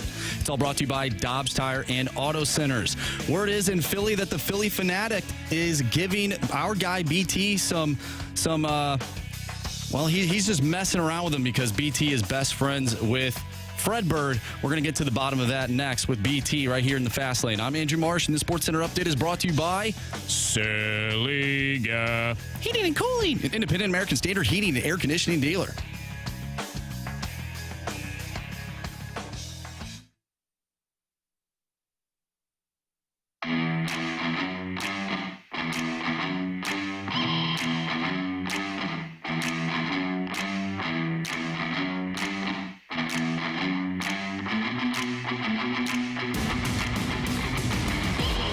Let's head to Philadelphia right now. We're joined by our guy, Brad Thompson, in the Fast Lane on 101 ESPN. Michelle Smallmon filling in for Jamie Rivers. I'm Anthony Stalter. BT, what's up, man? Man, what is going on? I'm excited to be joining you guys. And, Michelle, congratulations. You're slumming it right now. What are you doing? Oh, no. Are you kidding? I'm just grateful that they'd still have me. But thank you, BT. I apprate that so much. Yeah, BT. Thanks, buddy. I'm so excited, man. I'm so excited for you. And, Anthony, I'm excited for you. You get some real talent next to you for a change. That is awesome. So pumped up to be listening to you in the morning. That's great. Appreciate you, Brad. Okay, so we were talking about this earlier. I'm just going to throw this your way. Robo umps, are you pro or con? Man, I don't know. I go back and forth. I watch some games, and I think that we should just get rid of all umpires.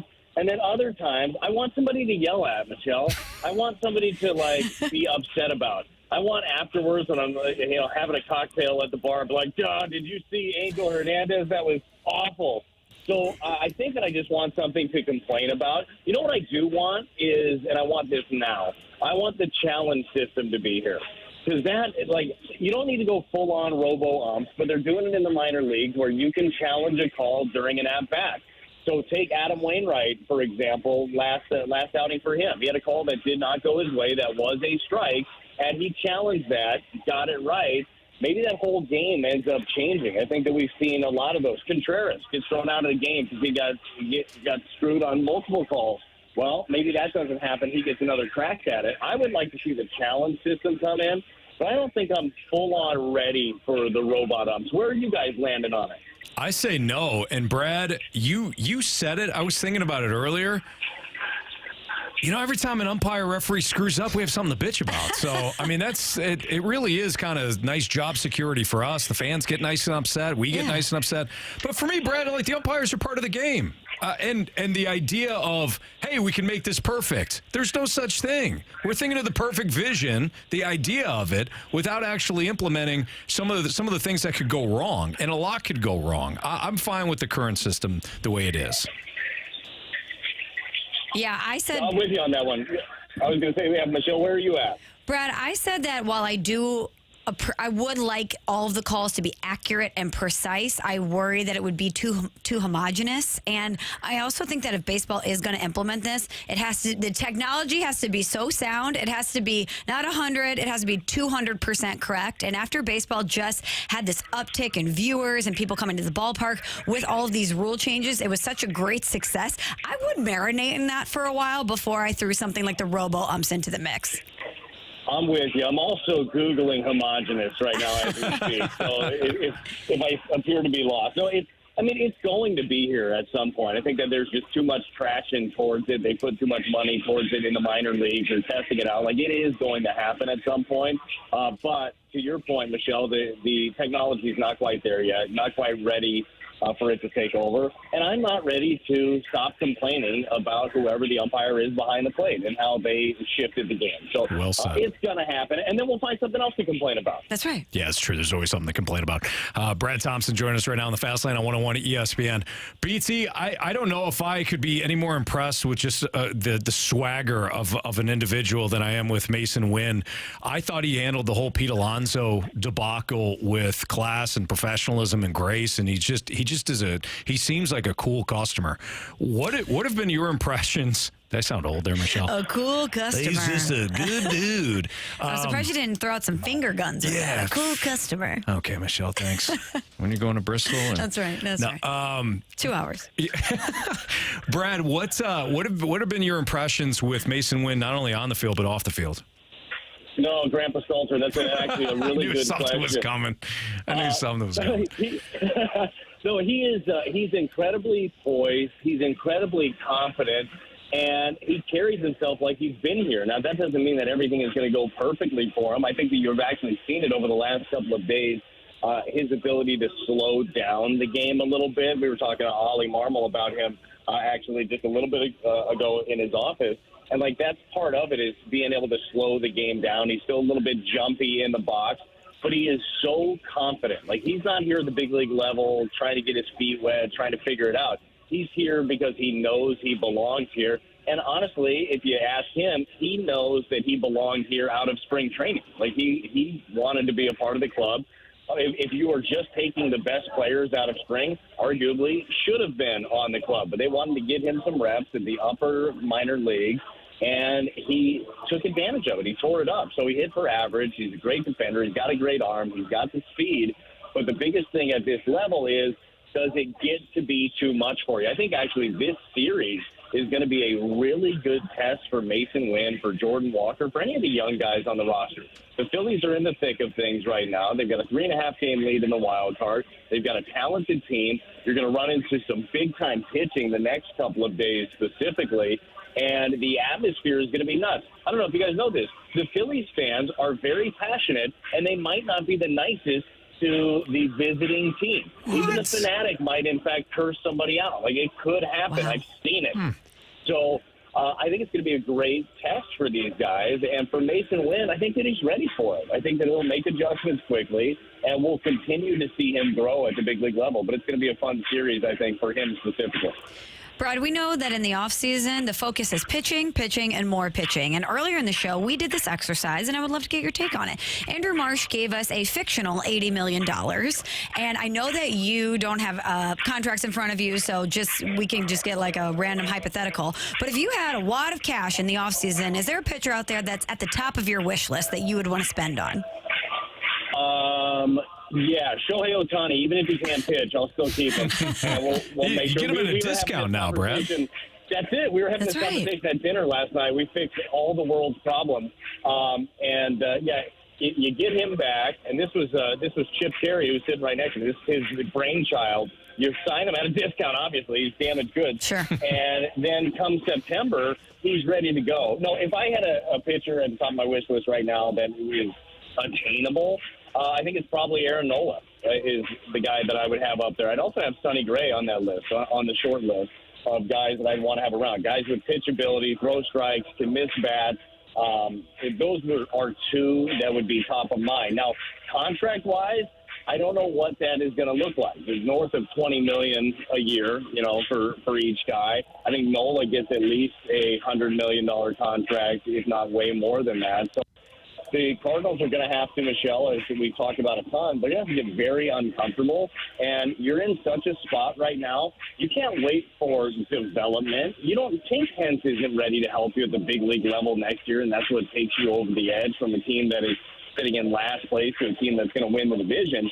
You got to go out and spend some money. You're going to have to make some uncomfortable trades. But I'm going to go Nola if I've got to pick a guy. All right, fair enough. You need any protection with this Philly fanatic, Brad? What's up, Everything Brad? going okay? You know what? We haven't had any run-ins yet, but it's going to happen. He knows my friendship with Fred Bird. He's jealous, and I think the fanatic has a real issue with it because I don't think he has a good friend like I am to Fred Bird. So he's lonely. He's jealous. Yeah, and he's not even a very highly thought of mascot overall in the game of baseball. He's awesome, by the way. The Philly fanatic is so awesome. No run-ins yet. And I have told you a story, Anthony. I'm sure you've heard it too, Michelle, off air.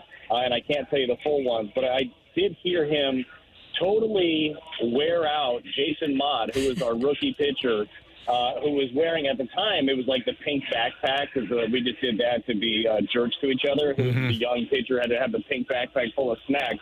And the Philly Fanatic looked him up and down, got the fans into it, and then said to him in plain English, "Nice backpack, you blank and blanker." Oh, boy. And it was, oh, my. And all of us were like, well, is Mater going to fight the Fanatic right now? Is that what's going to happen?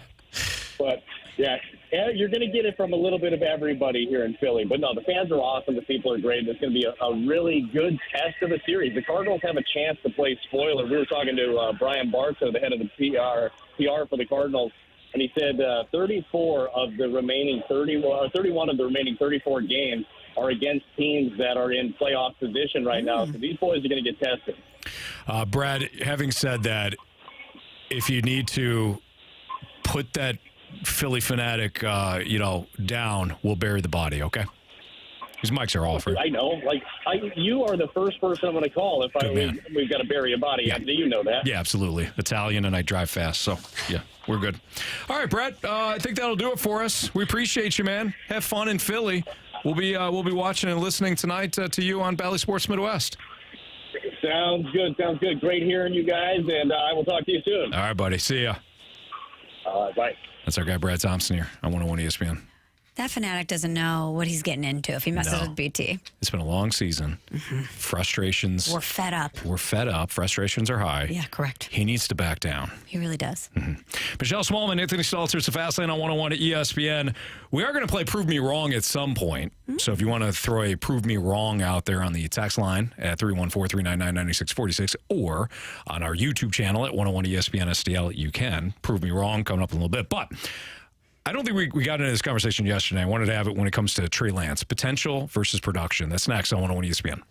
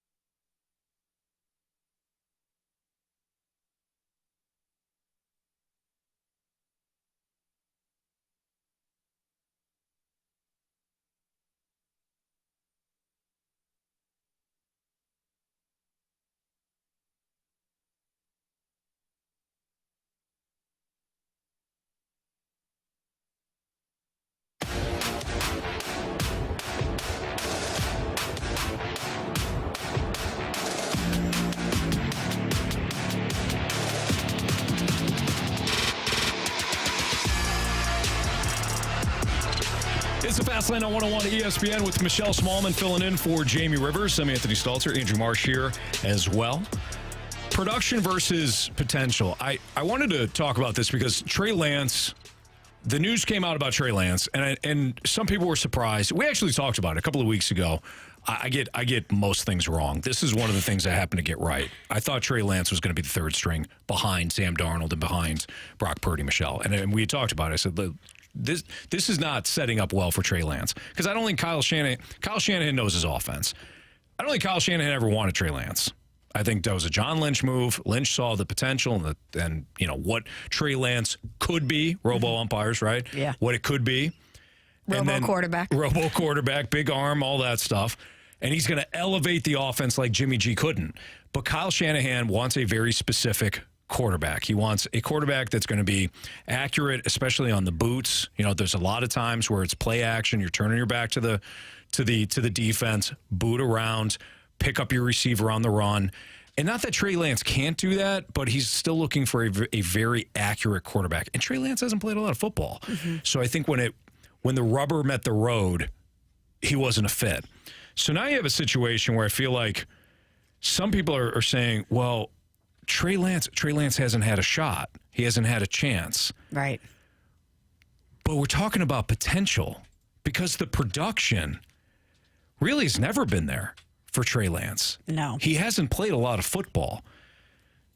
At what point do you think, when you're looking at quarterbacks specifically, do you say, okay, we have got to end the potential conversation and we just have to look at what he has done, whether it's 4 games, 14 games, 40 games.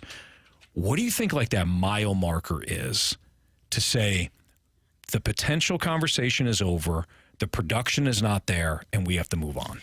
It's not just a Trey Lance conversation. Of course. It's such a difficult question because it's so situational. It's each individual quarterback and their team is a different conversation. Trey Lance got put into a good situation. Absolutely. Sam Bradford did not get put into a good situation. I know he had a good rookie year, but the obstacles for a Trey Lance to overcome as far as the team around him, the coaching staff that he had in place, is far less significant than a lot of other rookie quarterbacks. So I think that certainly has to be put into the conversation. Yeah. When you look at I'm trying to think of an example, a good example of Geno Smith did not have a great run. He gets put into a better situation. Look what he was able to do last year. Sam Darnold, I think, kind of the same situation. He's now getting another shot at another place. But so many of these rookie quarterbacks are drafted high because they're going to bad teams. And so I think that needs to be put into place. And with Trey Lance specifically, though, when you look at the numbers, Anthony, and I know it's a bad sample size, and I know the argument on the other end of the coin is that, do we really know who Trey Lance is? Has he gotten enough of a runway to really prove who he can be? I think the 49ers are in a position where they don't have time to find out. They have a team that is built to win now.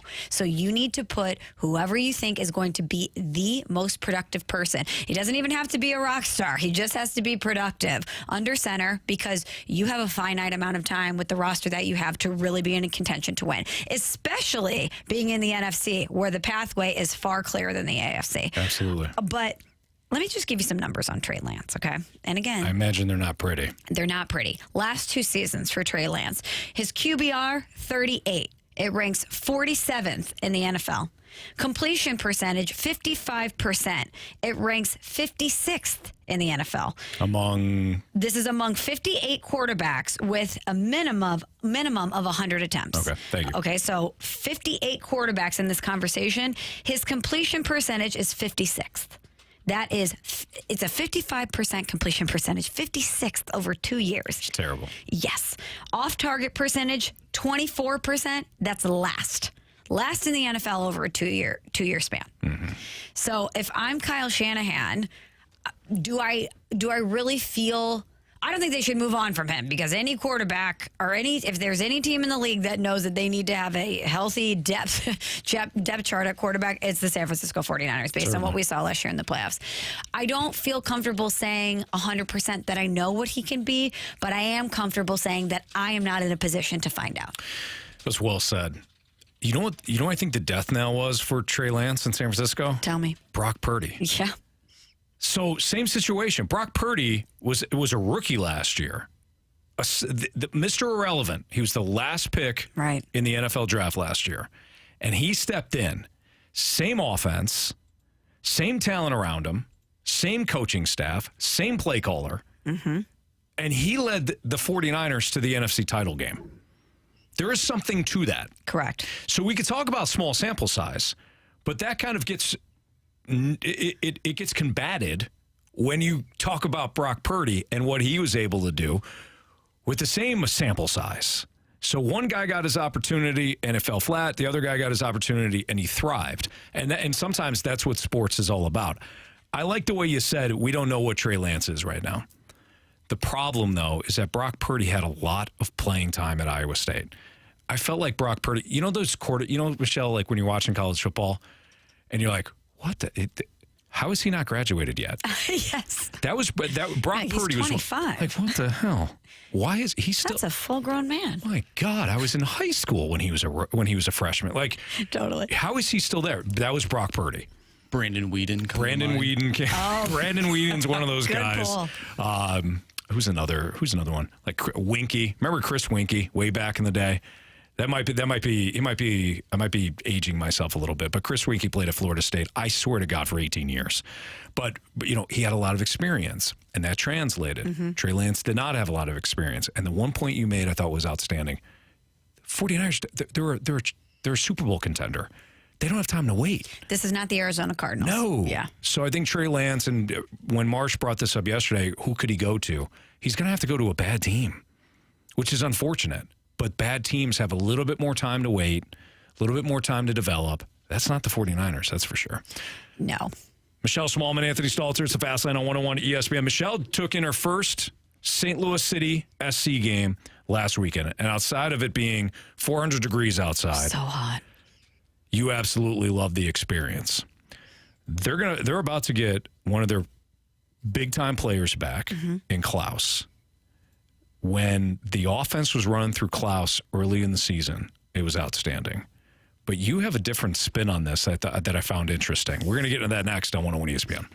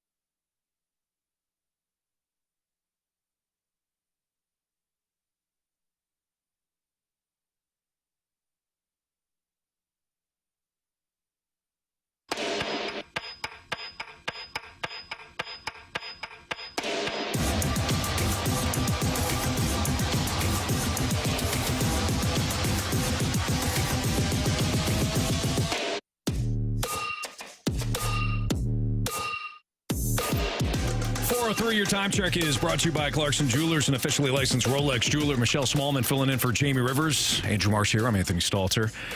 Michelle. Yes. City SC. Best time. So you got your first home game experience I did. last Saturday. And again, outside. Sunday. It was Sunday. Oh, Sunday. That's Sunday right. night. So outside of it being 487 degrees outside. Yeah, what is going on? It's hot in New York. It is not that hot. Your whole thing was winters are stupid, right? Like, this heat is stupid. This heat sucks. But the experience was incredible. Best time. So obviously I had been involved with the team, helping them out, doing some of the media stuff for them. And it was 4 years ago to the day that I was there for the first home game that St. Louis was awarded an MLS team. And I remember that day going to the press conference, and you had Carolyn Kindle up there with Don Garber, and the scarves were passed out, and everybody was like, yes, we have deserved this for a long time, St. Louis. And to think that it would be a reality one day, I just remember the optimism in the air and the excitement in the air. And to get to go to that game and walk on that field and look around and soak in that stadium and that environment and the supporter section and see it come to fruition. I'm not just saying this, guys. It was better than anything I could have ever dreamed. That's awesome. Everybody at City has done every single thing right, from the stadium design to the food to the construction of the team to the coaching to the way the supporter section has developed. It's just amazing the amount of success they've been able to have at the outset of a franchise like this. And I'm so proud of them, and I'm so proud of everything that they built. And the team's really good. Yeah, no kidding. Really good too. And you know, we all figured that because we know the soccer scene here in St. Louis, like, this is a soccer hotbed in America. Big time. We knew, and St. Louis, and I've said this anytime anybody asked me about the NFL and the NFL coming back and whatever, I always said this: if it's a St. Louis born anything, St. Louis will be loyal to the death. Sure. If it's St. Louis born anything, we gotcha, right? We knew it was going to thrive. We knew the soccer was going to thrive. They didn't have to nail everything else, but to your point, they did. Yeah. Stadium, beautiful. Concessions, well thought out. Parking, well thought out. Everything is everybody did a remarkable job. Matt Seebeck, who a lot of us know, Matt, I happen to know a little bit through, just radio and here and whatever. Matt Seebeck's done a phenomenal job. The Chief Experience Officer? Yes. The experience is an A+. Well done. He has done everybody that has worked there has done a remarkable job. Marsh, you have a thought on that? Oh, yeah, I also went to my first game a few weeks ago, and even though the team, it was when they played Club America, not a great game on the field. I think they lost 4-0 was the final score, but I also sat in soccer lingo down there. I know, I was proud. They wear boots, not cleats. There you go. Absolutely. They play on a pitch, not a field. By the way, when I went there, the pitch looks beautiful. Like the grass, it was beautiful. Like the whole stadium, just beautiful. Great. But I also sat in the supporter section, and even though the game itself, or the match itself, did not. I know. I'm sorry. I'm sorry, Anthony. Geez, cut me some slack.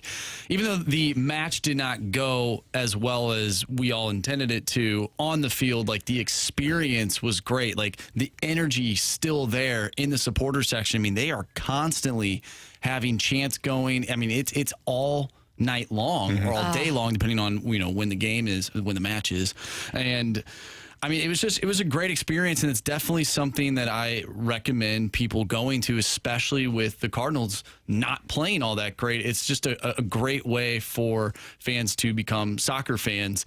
I don't think it could have worked out any better, especially with the way that the Cardinals are playing. You mentioned the supporters. Just a quick footnote here before we get into what we want to talk about, the X's and O's on the pitch. Absolutely.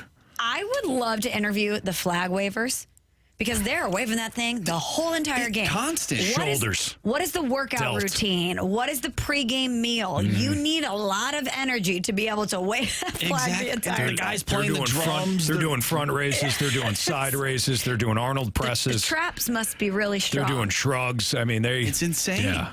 It is insane. They're working out nonstop.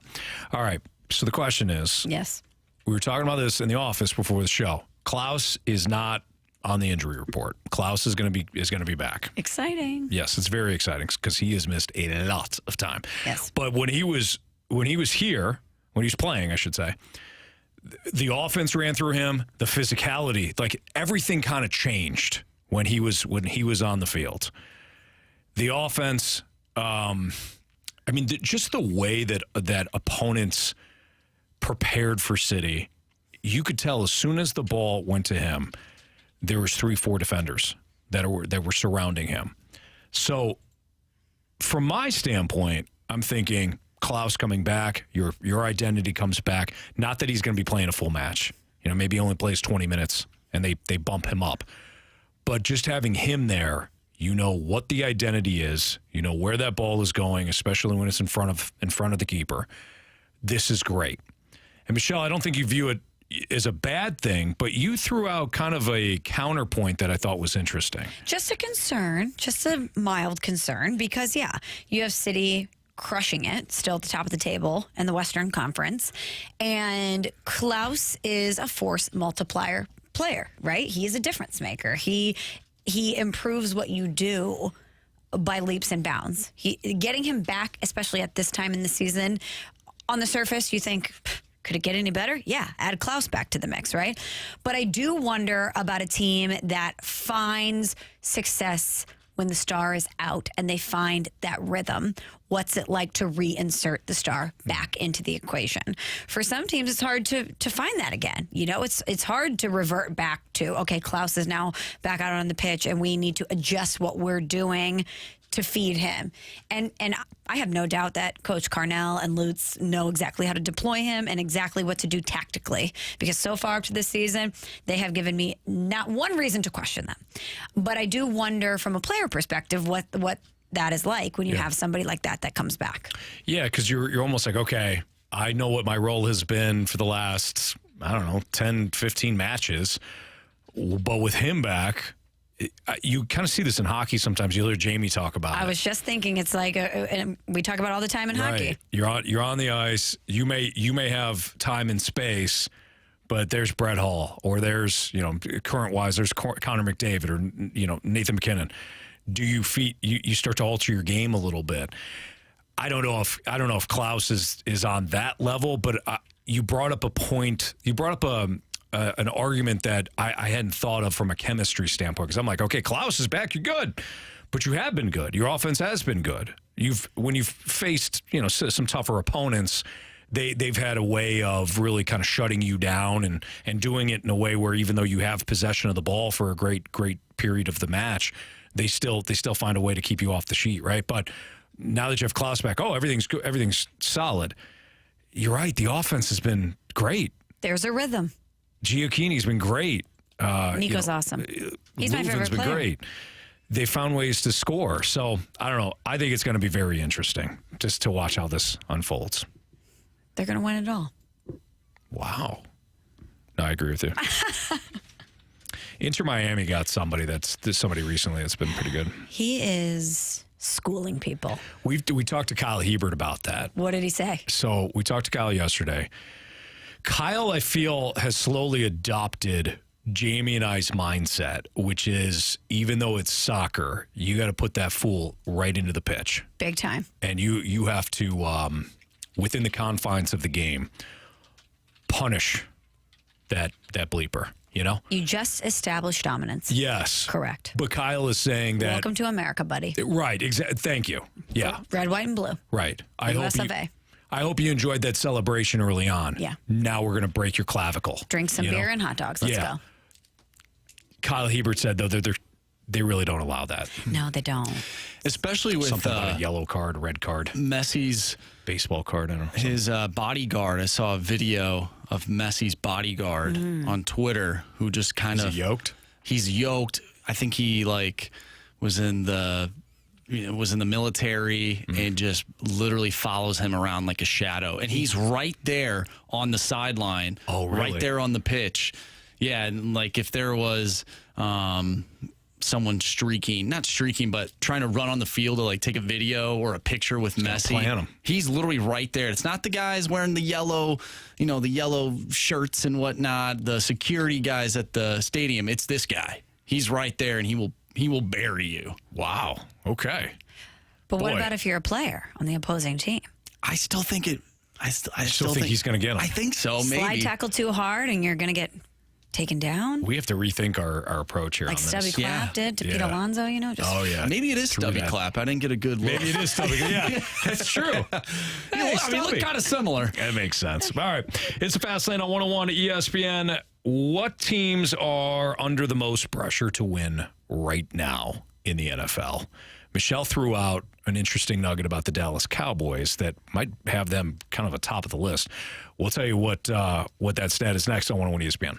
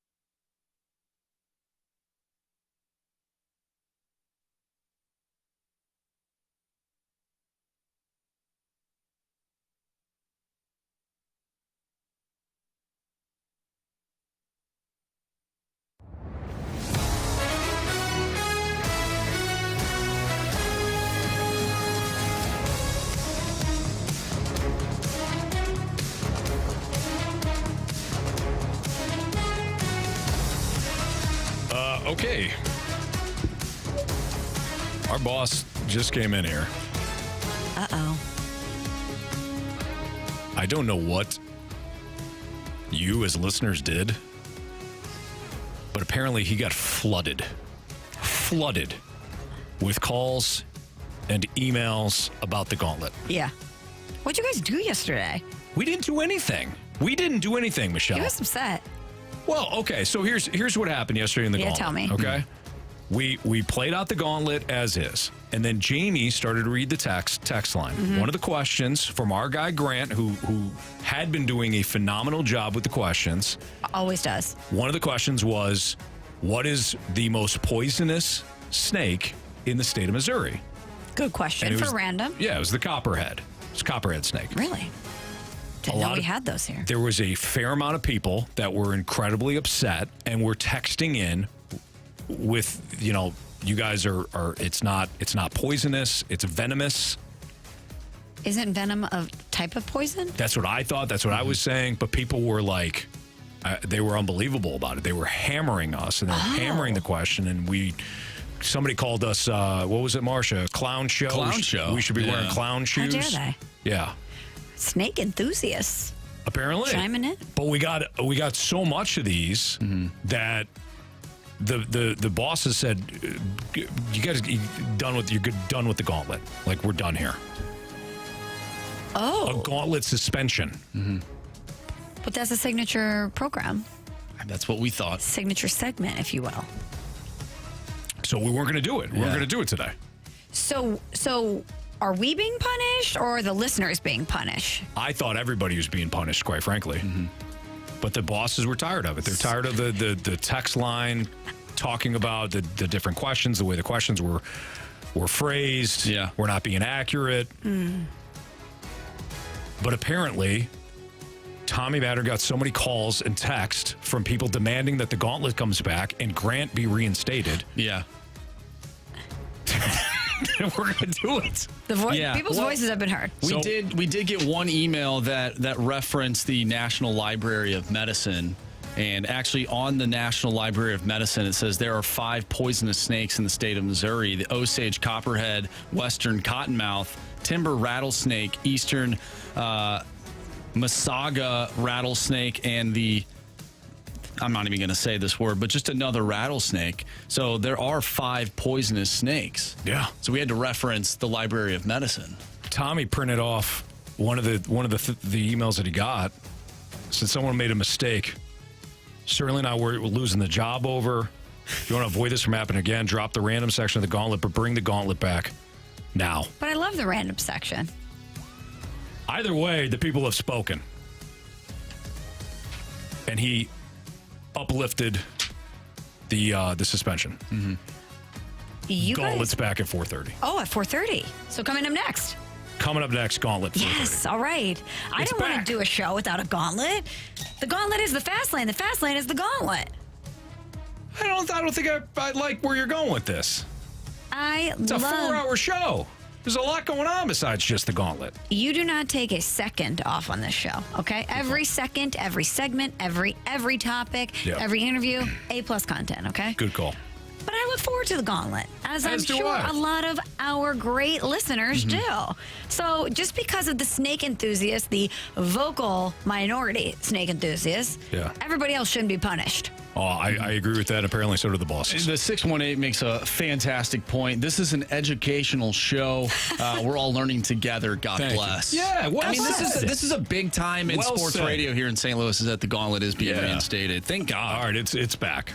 It's back. Did you see Tommy's face? He was red. Not happy. I don't know if he was more like upset with how everything played out or the phone calls that he was getting or the fact that like they had suspended it, but he looked flustered. Listen, it's hotter than Hades out. It's a Friday. He doesn't want to have his inbox full and the phone ringing off the hook about venomous snakes. Right. Come on. He wants it to 5 o'clock to hit. He'd go home, have a nice tequila. He is a busy man. Damn right. From the 636, real quick, never suspend the Gauntlet again. People that are complaining need to go find something better to do with their lives, like get a job. Right. Wow. Probably all those people do not have jobs. It's a simple math equation. Their job is to listen to the show. Damn right. And thank you, by the way. All right. So Gauntlet back at 4:30. I love it. There you go. We handed out a Gauntlet trophy yesterday, too. So it was a bad day overall. I was driving around listening, 2 days ago, and the contestant had beaten you and Jamie. Yeah. And was coming back the next day, and I didn't catch it yesterday. It was rough in hockey.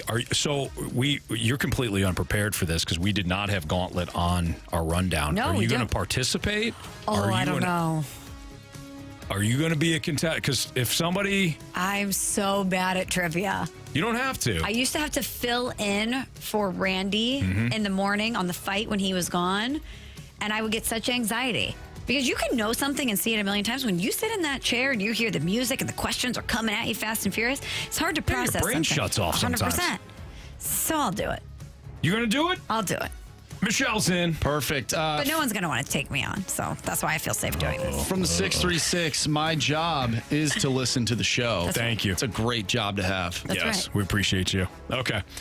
So, again, if you're just joining us, the Gauntlet was suspended at one point. It is now back. What? 6 from the 636. Don't worry, Anthony is bad at it, too. Oh, I'm terrible. My brain literally shut off when I was asked a simple question about how many games Jaromir Jagr played at the NHL. What'd you say, 4? I said 3,000. Figured he's been in the league forever. 82 games? Now, granted, he probably didn't play 82 games in every season. I would never know. 3,000, I said. I was told there would be no math, so anytime I have to compute math on the spot. Yeah. Listen, I was pre-med for like a half of a semester. Were you? You want to hear something hilarious? Back in the day, back in the way back, because I'm old now. When I went to college, going into You're college. younger than I am, so don't say stuff like that. We're old, Anthony. We're in our 30s. We're old. And I'm 41. Oh, you are? Yes. Mazel. 41. Happy belated 2 birthdays that I missed. We have a concerned texter from the 314 texted in, did Grant keep his job? And then texted in again, okay, so please tell me he didn't lose his job. Please respond. I can't believe he would get fired over this BS. Yeah, no, Jamie and I actually, Jamie, and Marsh actually made a couple of phone calls last night and said, we will not be in tomorrow if Grant is not reinstated. So Part of the team. Jamie apparently did not get the message that Grant was reinstated because he did not show up today. So, But we have BT here. Yeah. Cardboard BT. Fortunately, Michelle was in St. Louis. We gave her a call about 8 a.m. saying, hey, Jamie is still refusing to come in. Yeah. I think Jamie played this perfectly. He did. It was a Friday. He said, I'm not coming in if Grant's not reinstated. We said, hey, Grant has been reinstated. We'll see you at 2. But it happened around midnight, like when Ohtani was injured, got the UCL thing. It happened around midnight, so obviously, Jamie said it doesn't count, so fortunately Michelle was available. So, anyways, Gauntlet, you know what? Why don't we do some Shinedown tickets while we're messing around? Sure. 101 ESPN, that's us, Michelle. I'm aware. We have your chance to win a pair of lawn tickets to see Shinedown. Are you a big Shinedown fan? Clearly. Yeah. Love me some Shinedown. I'm not even going to ask your favorite song because there's too many. The answer is all of them, Anthony. I do. Well said. I do like Shinedown. With special guest Papa Roach next Sunday night. Oh, Last Resort. Love Papa Roach. There you go. Their first Burn that into a CD from Napster. I can promise you that. Showing my age again. Lars from Metallica is going to be pissed that you just used Napster there. Sorry, Lars. All right, September 3rd is the concert. Text in to score free tickets to Shinedown now at 314-399-9646. You got to be the 101st texter with the correct answer to our trivia question. Here's our trivia question in honor of Michelle. Oh, gosh. What was Michelle's first job here at 101 ESPN? What was her first job at 101 ESPN? Do you even know that answer? We're looking for the job that was like an established. I was there. I was job. in this role for a while. Yes. So, what was Michelle's first job at 101 ESPN? 314-399-9646. Text in now. You'll win those Shinedown tickets. You can also find a bonus chance at winning free tickets for the show right now at 101 ESPN, your 101 ESPN mobile app, and you can find all the details at 101ESPN.com. The Gauntlet is back. Yes. Next on 101 ESPN.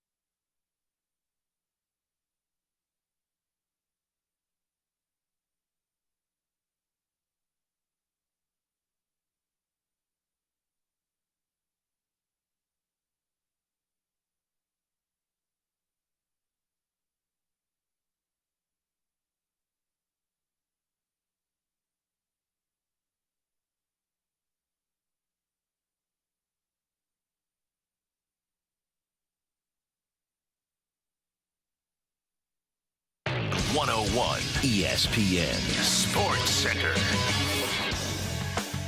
I'm Andrew Marsh. It's time for a Sports Center update driven by Johnny Londoff Chevrolet and Johnny Londoff Autoplex. The Cards are back in action tonight taking on the Phillies. Miles Michaelis on the mound going up against Christopher Sanchez. First pitch is at 6:05. We talked earlier today with Matt Holliday. If you missed that interview, make sure you go to 101ESPN.com or check out the 101 mobile app. You can find all of our interviews and the full show there. It's all brought to you by Dobbs Tire and Auto Centers. After a controversial day yesterday with the Gauntlet, we suspended your favorite trivia game. However, it is back. The Gauntlet coming up next right here in the Fast Lane. I'm Andrew Marsh, and this Sports Center update is driven by Johnny Londoff. Find new roads and shop 24/7 at Londoff.com and LondoffAutoplex.com. Are you kidding me?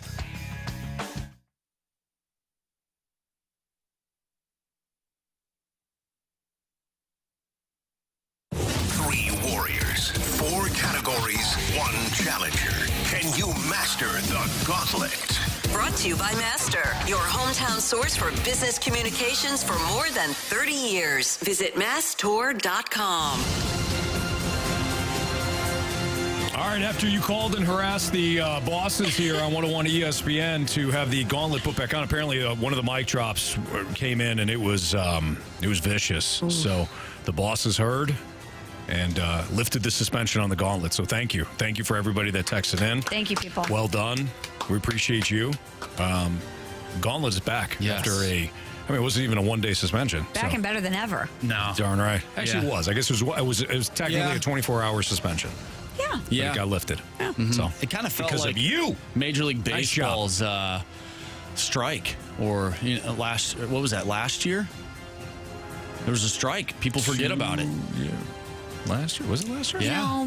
After the pandemic, I really have no concept of years or time. I'm like, what? 2020? 2021? Right. What is it? Sometimes I forget the actual pandemic like a year. Yeah. Sometimes I'm like, the pandemic in 2019. Remember the pandemic? Right. Weird times. This will just be a funny little footnote. I mean, Marsh, no, it wasn't funny. In the history of the Gauntlet. Yes. Yeah, the Gauntlet. The Gauntlet. The pandemic was not funny. Yeah. The pandemic. That's not what I'm talking about. No, not funny. Good save, Michelle. Scott is our new contestant. What's up, Scott? How's it going? Doing great. Were you one of the people that called in and complained to our bosses about the Gauntlet? I did it for the people. Yeah, you did, Scott. Thanks, Scott. Yep. Would you like to take on Andrew Marsh, Michelle Smallmon, or me? I think I'm going to go for you, Anthony. Yes. Okay. Are you a hockey fan? Spare Michelle. That's what I'm hoping for. Yeah. No, I don't blame you on that. I'm downright Johnny Manziel with the Browns in hockey. That's how I was just going to say that this Gauntlet suspension was just like Johnny Manziel's half-game suspension for autographs, right? Yeah, no kidding. Boy, Scott, you and I are on the same wavelength here. So I better get ready for a tiebreaker. Does that mean you're watching zero film and doing zero prep like Johnny Football did? Oh, boy. I am completely prepared. Yeah. See you, Scott. Good luck. See ya. Good luck. All right, Scott, you know the drill. You tell me to spin the wheel, and we'll get you going right here in the Gauntlet. All right, Marshy, spin it. All right, Scott, what category are you looking for? I know you said hockey because Anthony is notorious for getting hockey. What are we thinking? Happy to be here. You're just happy to be here? I love that. All right, we have baseball today. Ooh. How do you feel about baseball? We'll give it a go. All right. Let me give Michelle the launch codes. Here you go, Michelle. Marsh. All right. Are you ready, Scott? I am. Question number 1. Who was the last Cardinals player to record more than 200 hits in a single season?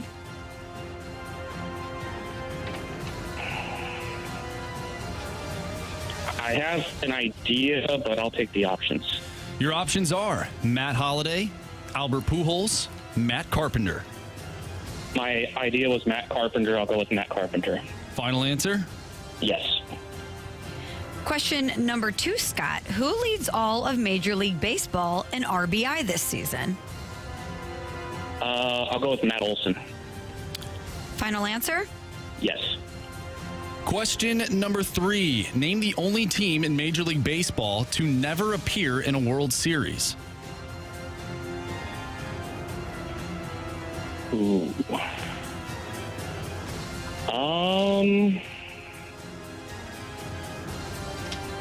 Can I have the options, please? Options are the Mariners, the Angels, or the Rockies.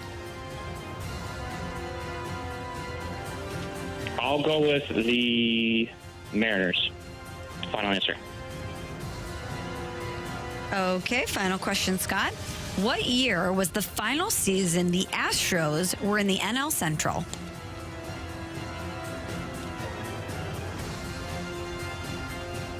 I will say 2005. Final answer. All right, let's bring Anthony Stalter back in from the Cone of Silence. How are you feeling today, Scott? Not great. All right. Anthony's just taking his sweet time. Oh, here he comes. Probably looking up film, right? That's right. Maybe not. Anthony. Marshy. You ready for hockey today? Oh, is it? No, it's baseball. Oh, okay. There all you right. go. How about I probably that? shouldn't get excited about it. I'm probably terrible at this too. All right, well, let's see how you do. Question number 1. Who was the last Cardinals player to record more than 200 hits in a single season? More than 200 hits in a single season. The first name that comes to my mind is Matt Carpenter. But did somebody do it recently? I better get the options just in case. Can I have the options? Options are Matt Holliday, Albert Pujols, Matt Carpenter. Son of a... Good options. I'll take Matt Carpenter. Final answer? Final answer. Anthony, who leads all of Major League Baseball in RBI this season? Ronald Acuna is having an absolutely incredible season. I'm just going to, you know what? I'm going to go with Acuna. Final answer. Okay. Instead of asking for the options like I just did with Carpenter. Yeah. Question number 3. Name the only team in Major League Baseball to never appear in a World Series. The only team in Major League Baseball to never appear in a World Series. I guess I'm going to do the Randy thing and go through all the teams here. Braves, Marlins, Phillies,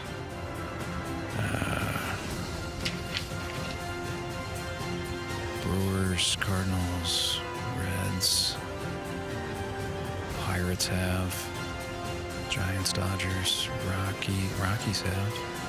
You know what? I'll narrow down the list. Can I have the options, please? Absolutely. Is it the Mariners, the Angels, or the Rockies?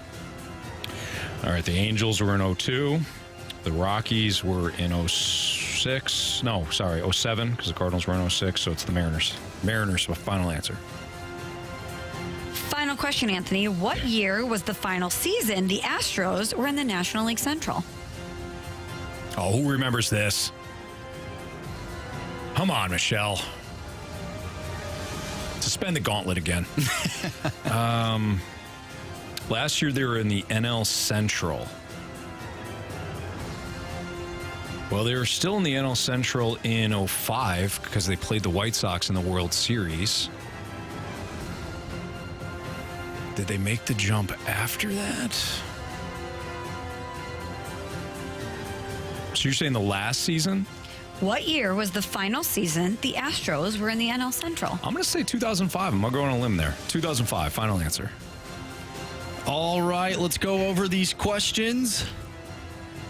Let's start with question number 1. Who was the last Cardinals player to record more than 200 hits in a single season? You both took the options. You both went with Matt Carpenter. Correct answer is? Albert Pujols. Oh, wow. I forgot that was me, that I give the answer. Albert Pujols. Matt Carpenter, 199 in 2013. Oh, wow. Yeah, you guys were so close. Pujols did it in 2003 at 213 hits. One of the only good seasons Albert ever had. Anthony. Surprised you didn't remember it then. Yeah, good call, Michelle. Great point. Question number 3. Name the only team in Major League Baseball to never appear in a World Series. Scott, you said the Mariners. Anthony, you said the Mariners. The correct answer is... It is the Mariners, boys. But... You both took the options. We're all tied at 1. Oh, you got me on that one. Question number 4. What year was the final season the Astros were in the National League Central? Scott, you said 2005. Anthony, you said 2005. Scott, wow. Both of you did not use the options. Correct answer is... It's 2012. 2012. 2005, not even an option. I have no words. 2012? In fact, I believe... just not even close. I think that's wrong. I think Scott and I were right. I think you're wrong. All right, comes down to this. We are all tied up at 1. Question number 2. Real Who leads barn burner? Who leads all of Major League Baseball in runs batted in this season? None of you took the options. Oh, boy. Scott, you went with Matt Olson. Oh, boy. Anthony, you went with Ronald Acuna Jr. 2 good options. One of you is correct. Oh, boy. Uh-huh. Michelle, the correct answer is... The correct answer is Matt Olson. Oh, Scott! You have chosen wisely.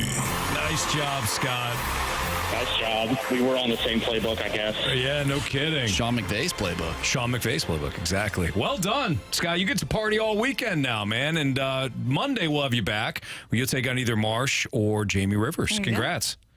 Thank you. I'll get something to brag about at my fantasy football draft this weekend. Yeah. Ooh. Although they'll be like, whoa, you beat Stalter. Okay. No big deal. 3-1. I'll take it. Yeah. You crushed me. Nice job, man. And hey, 2012 was when the Astros finally moved out of the NL Central, not 2005. Okay. I could have sworn that happened before I got out of high school, but oh well. I don't remember the Astros being in the division when the Cardinals won in 06, but apparently they were. So, Scott, again, congratulations, man. Have a good weekend. Thank you. Cheers. Man. I'm looking at the RBI list right now. Acuna, I can't even find him. He wasn't an option. No. Jeez. You weren't even close, Anthony. He wasn't even close on any of this. Oh, he's 29th. Not even close to Matt Olson. What were the options? Just humor me here. Matt Olson, Adolis Garcia, former Cardinal, and everybody's favorite Major League Baseball player, Pete Alonso. I would have went Olson. By the way, we did get a mic drop.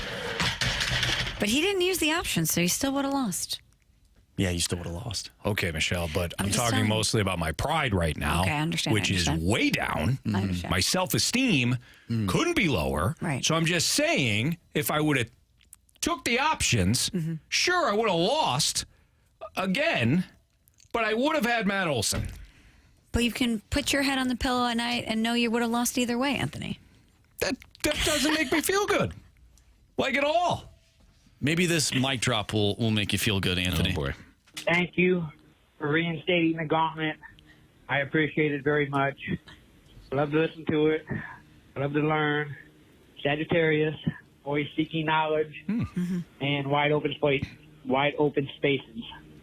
And that's why I'm claustrophobic, I guess. So thank you for bringing back the Gauntlet. I really love listening to it and trying to learn and test my knowledge. Thank you.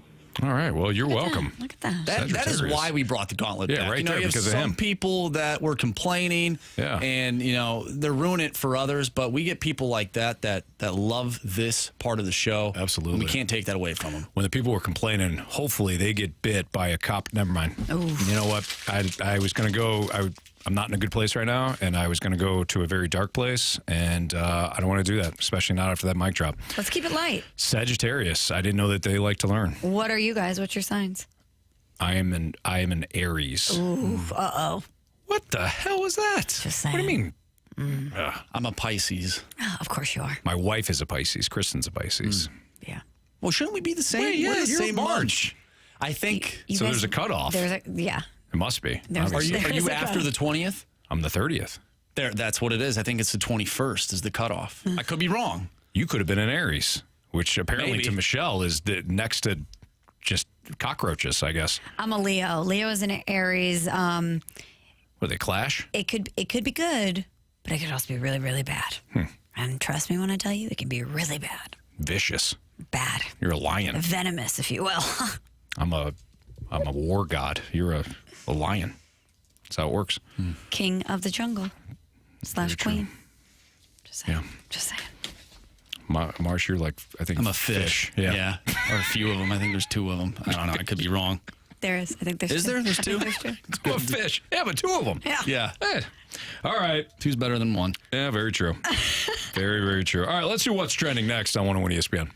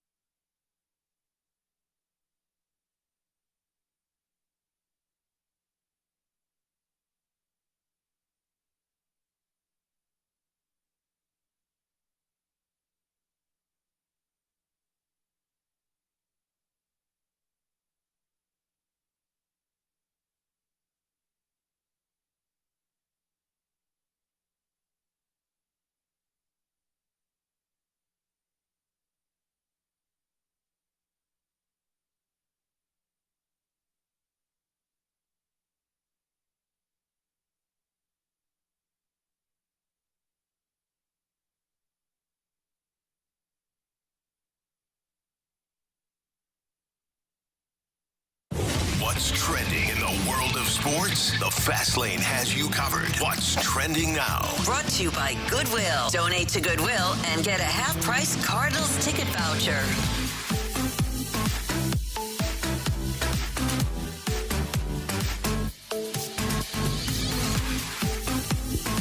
Welcome back to the Fast Lane here on 101 ESPN. Anthony Stalter, Michelle Smallmon filling in for Jamie Rivers. I'm Andrew Marsh, and it's time for What's Trending.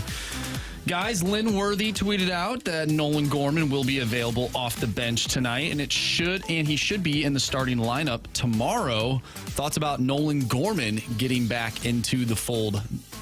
I just hope he stays healthy the rest of the way here. Me too. You want him to get more playing time and get back in that rhythm, but you certainly don't want to risk it with another injury. What did he have, a back strain, right? Yeah. He's had an excellent season. I mean, last year he got some opportunities, but the strikeouts were way high. He's cut the strikeouts down. He hasn't cut them down, but he's minimized them. The home runs are outstanding. It's a lefty slugger that's young and cost controlled.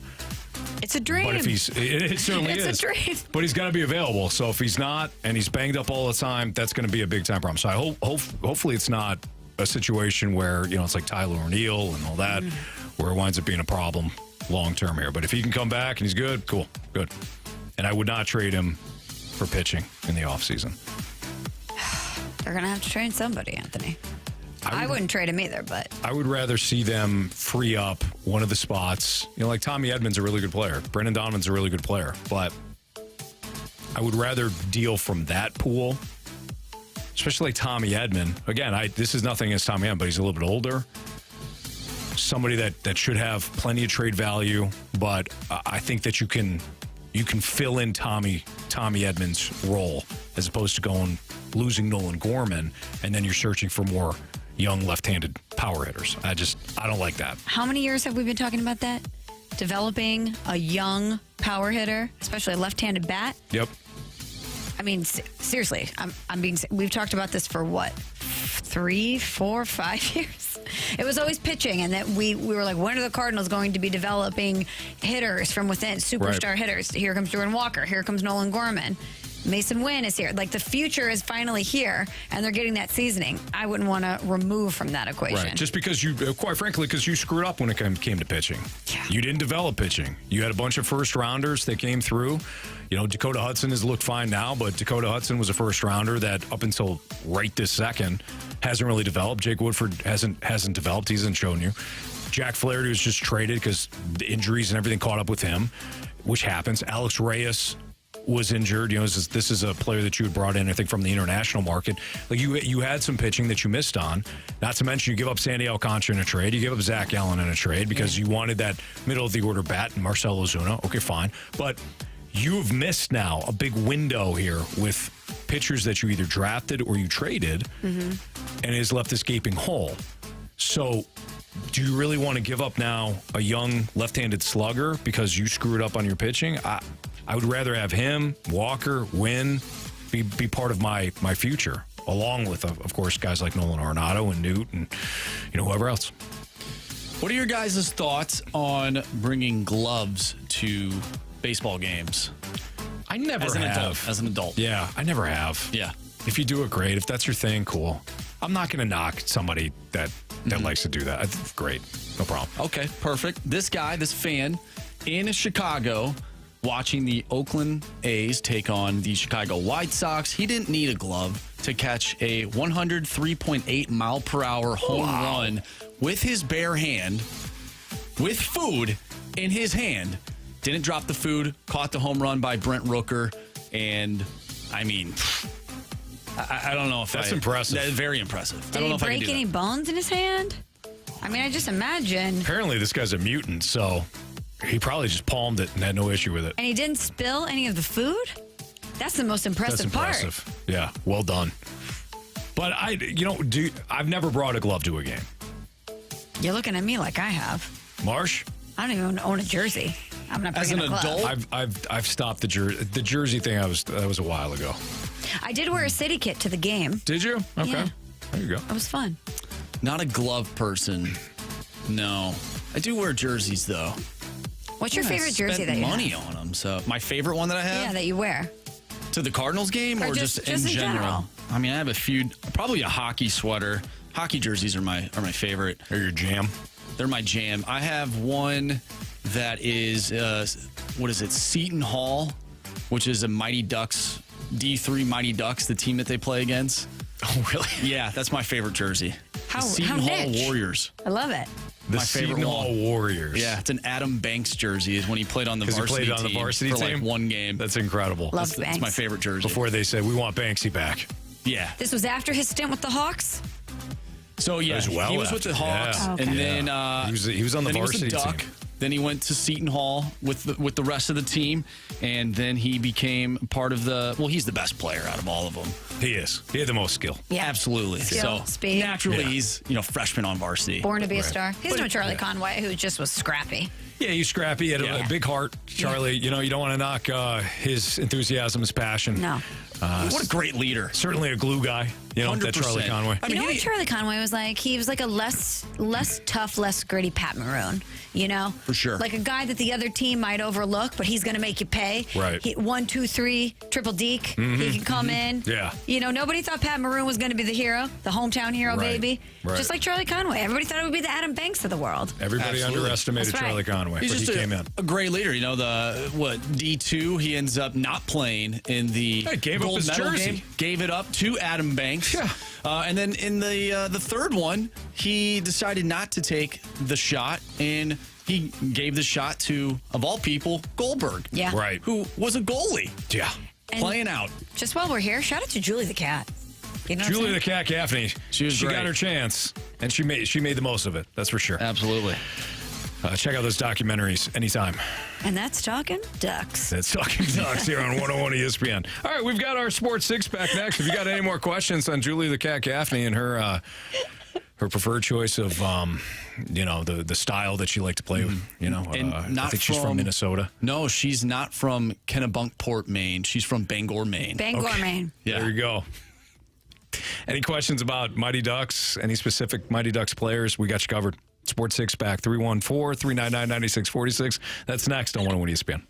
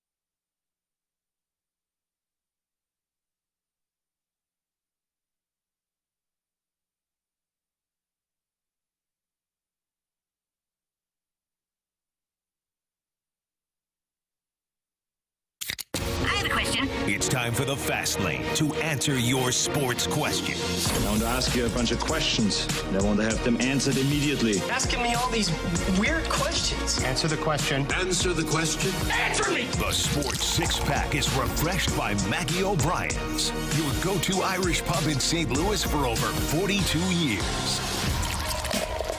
5:03, your time check is brought to you by Clarkson Jewelers, an officially licensed Rolex jeweler. So before we get into the Sports Six-Pack, Andrew Marsh has something that he'd like to say to everybody.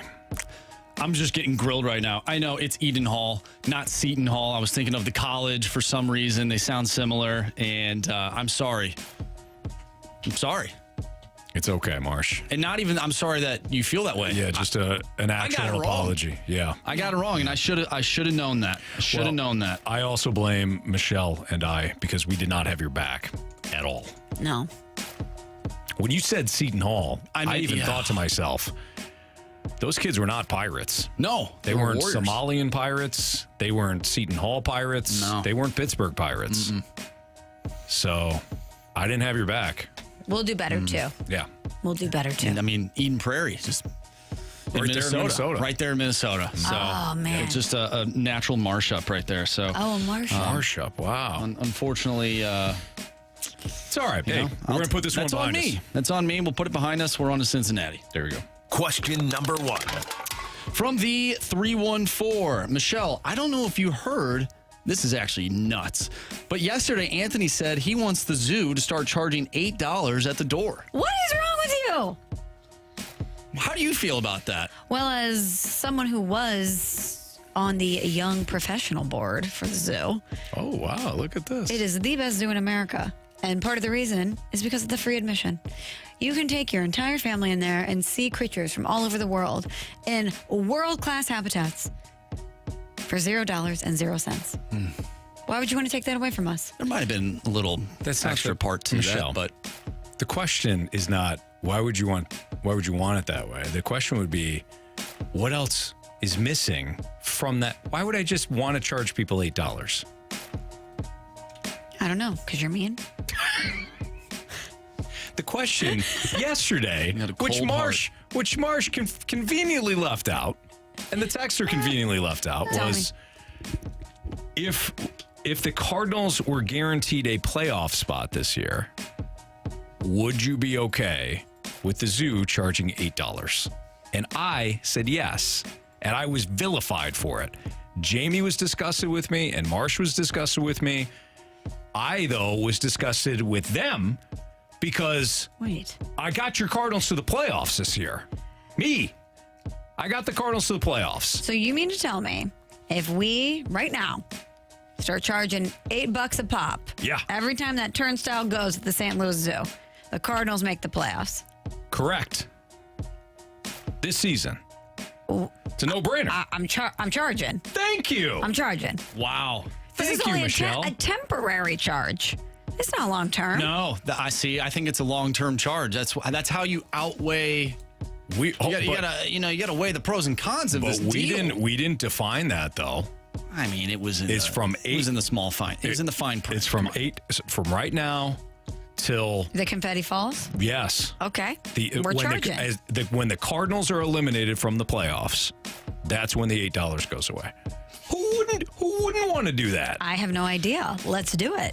You're not a Cardinal fan if you don't want it. If you don't want that, you're definitely not. I think Thank even you. the zoo would do that. Thank you, Michelle. I think the zoo would definitely do that. Yeah, the zoo would totally they'd be do raking. Great point here from the 314. You want to pay $8 for the Birds to be bounced in the wild card? Oh, I'm sorry. Just get in the tournament and see what happens. Were you saying that in 06? Were you saying that 11? Mm-hmm. Huh?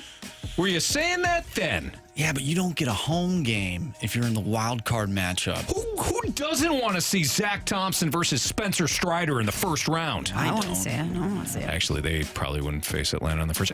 You get my point. Yeah. Thanks, Dad says Thanks, that, Michelle. Got your back. That money that you will be charging at the zoo could fully fund your sweatband collection. I wear jeans. One time I came in here with sweatpants and not sweatpants. Sweatbands. Oh, sweatbands. Softball sweatbands. I heard sweatpants. You've worn sweatpants more than once. Yeah, probably. Oh, yeah. I mean, come on, it's We radio. all have. We all have. But since these damn cameras are now in our faces, know, I even though you don't can't see like my 'em. lower half, I still feel like I got to wear jeans. When I started It's doing obnoxious. radio that was on TV, you become hyper aware of your hands. I'm Italian. I talk with my hands. I was flailing about Got on the ESPN. same issue. It's hard. I was blessed with the same curse. Blessed with the same curse. Go ahead, Marsh. Question Thank you, number Michelle. 2. Glad somebody else has got true passion for the Cardinals. From the 618, everyone wants to hit on the next Patrick Mahomes. Do you think Pat Mahomes has warped the NFL in the way GMs and teams look at quarterbacks? Wait, I'm assuming that this question is based on how he throws, because he throws from all the different arm angles, and you see like Anthony Richardson throwing from all the. I don't think so. I don't think they want to. Look, of He course, has baseball throws. of course, they want the next Patrick Mahomes, but to the nature of the question, I don't think that scouts look at like the arm throw as ways. Oh, well, that's the difference. I think they're just looking. I think the NFL teams are desperate, especially bad teams, are so desperate for that franchise quarterback changer. It has nothing to do with Mahomes. Before Mahomes, it was whoever. So I don't think that. Again, if I have it right, where Mahomes is kind of throwing from all different angles and he improvised and all that, I don't think scouts are looking at those traits and saying, "Oh, well, we're going to have the next Mahomes." I think they're just desperate. It is so hard to evaluate a quarterback. Yes, that I think that's the truth. That's just one minute part of the pie. Mm-hmm. If he could do stuff like that and it's effective, great. But I think there's so many other factors that come into play before that. I think the hardest thing to evaluate when it comes to quarterback play is the thing that I asked Matt Holliday about when it came to like the translation from, hey, you're good. You go from the minors and the majors and you make this big jump, and like Acuna at 21 years old, or Soto being young and making that jump. Like what's kind of the key? Because with quarterbacks, I think it's processing. The ball is snapped. The defense changes. How quickly can you process information and still know where your target is and get to your, you get the skill set to get to your backdrop, make sure the ball is accurate and all that. But how quickly can you process information? That's very difficult to figure out pre-draft. But all the great quarterbacks have that. Brady had that. Manning had that. Manning has that. Mahomes, has that. Justin Herbert has that. Burrow has that. That processing ability is off the charts. How are you going to grade that? Yeah, and it's hard when you're throwing in controlled environments, and it's easy. Exactly. It's easy to look great there. Right. And I think a lot of these quarterbacks too are coming from great programs. They're surrounded by so much talent, and yes, of course, they still have to execute. But it's easy to get to romanticize what you're seeing and not expect them to come in and have sort of a calibration period. Right. It's a good question, though. Question number 3. Another good question here from the 314. What is more impressive? Adam Sandler churning out Billy Madison, The Wedding Singer, Happy Gilmore, and Big Daddy in a 4-year span, or Michael Jordan's 91 and 98 run? Sandler, no doubt. That's what I think the same thing. Yeah, it's not even close. Really? Jordan wishes he could be Sandler, I think. Jordan needed Pippen. Yeah. Who did Adam Sandler need? Rob Schneider? All of his buddies. He didn't need Schneider. them, though, but he brought them along for the ride. That's true. Yeah. I saw Sandler at Enterprise. My wife and I went back in February. He was great. Was he? You got to be a Sandler fan, of course. I don't think you just go and say, "Oh, let's just see it." But he was awesome. He was there. He did like a 2.5 hour show. He never left the stage. He never took a break. There was no intermission. Like, he just kept rolling. He's like Beyonce. He is. He's like Beyonce. But in comedy. Yeah. That is quite a run. I didn't realize that he churned out all 4 of those in a 4-year span. Our man was working. That's pretty impressive. Our man was working. Mm-hmm. The 636 says most of those movies are blank. Oh. All of those movies won Oscars, so check yourself. I think that if we're talking about the same blank, it could mean great. Yeah, you know what I'm saying? Yeah, for sure. Could mean fill in great. the blank for sure. The 636 is salty today. I don't know what's going on. Man. It's hot, guys. It's hot. Jeez. People are crappy. I don't know. Could Michael Jordan spit on the ground and then slurp it back up? No. Yeah. Now, Frankenstein could. Yeah, Frankenstein could do that. Absolutely. So, yeah. I don't know. Do those movies still hold today? Absolutely. Like, do we say that, though, because we watch them as part of our childhood, so we think that they're eternally hilarious? Skewed. Like, do kids in high school watch Billy Madison and laugh out loud? Well, let's talk to Marsh here. Marsh was that. That was not. No, that was not my. Oh, yeah. Good that wasn't him at all. Good but point. I did watch. Big Daddy is one of my favorite movies of all time. That's still. Big I feel Daddy like and that still School of holds. Rock are my two favorite movies. Really? Yes. No kidding. I swear. that's on Jack brand. Black, That's huh? on Jack brand. Black. That's kind of like my type of comedy. All right. So Will Ferrell had a good run too in like the early 2000s with Old School. Step Brothers. Step Elf. Brothers, Elf. Yeah, Elf is funny. What else? He had a pretty good run. All right. Yeah. No. Sandler better than Jordan, no doubt. Question number 4. We never have that conversation. It's always Jordan versus LeBron. I don't. Right. Or I mean, Kobe. Sandler's a great basketball player too. He is. Oh, he saw was that in New York. Timothy Chalamet. They were hooping it up. Yeah. I mean, he Look at you. pretty much came up with the bank shot in. He did. And what was it? What is the movie called? With Grown the family? Ups. Grown Ups. Yes. So, yeah, it is what it is. From the 314, with football season coming up, what's each of your first overall picks in fantasy for a PPR league? Oh boy, Marsh, go for it. I feel like you've been studying this nonstop. Yeah, probably not as much as I should. I think it's Justin Jefferson. Got to be, right? I don't even play fantasy, It but that's used who to I'm going be running backs at number 1, but I think the wide receivers are starting to come around now as the top dogs in the first round. Yeah, I think Jamar that Chase, maybe. he'd Well, be good. depending on Burrow. I would go Justin Jefferson as well. Or you can. I mean, you got to avoid the injury, but when everybody goes Jefferson or Jamar Chase, you go CMC. You can go Christian McCaffrey, and then you got your running back who catches passes. But does he stay healthy the whole season? Oh God, no. No. I'm looking at some rankings right now. JJ's number 1, Christian McCaffrey 2, Jamar Chase 3, Travis Kelce top 5 as well. Nick Chubb, first running back in that tier 1. See, I would rather have, especially in a PPR, I'd rather have Christian Eckler. McCaffrey and Eckler over Nick Chubb. I said first running back. I meant second because Christian McCaffrey's number 1. But I would go McCaffrey, Eckler for running backs, then Barkley. I never like picking the top pick. I never do. Because Never if you're in a seems to work out. snake draft, then you're picking one, but then you're picking, it depends on how many people in it. Say you have 12 guys. You're what? And you're now in the 20s after picking the first player? Yeah. I don't really love it. I like picking around like 8. Yeah, around that area. I keep tabs. I keep tabs on everything. I keep track of everything in my fantasy football league. And I might have said this before, but out of the 6 years that we've played, only one outside of pick 10 and pick 11 has won the league. And I think it was pick 4. So every single year in our league, 10 and 11, whoever picks there usually wins. You're like a fantasy football savant.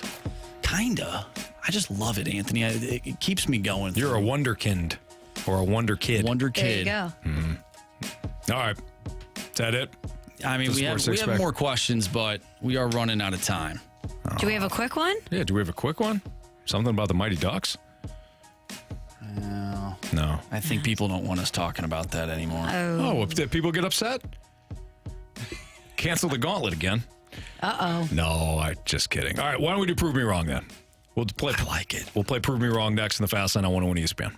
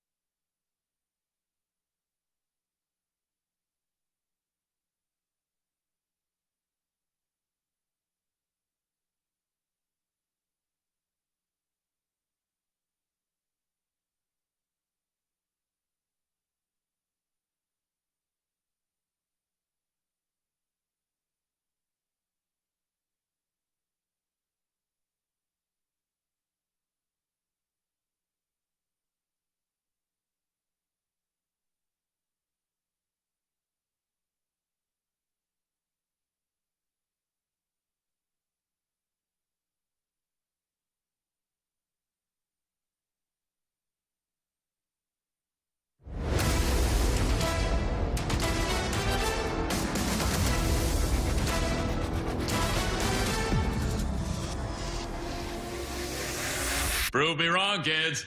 Prove me wrong.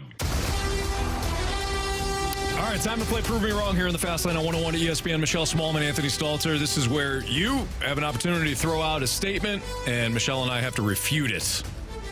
Sometimes, Michelle, we're just like, you know what, that was a perfect answer. Like James Carville in Old School. We have nothing. It's a perfect answer. Okay. So I'm here we go. excited for this. I've never done it.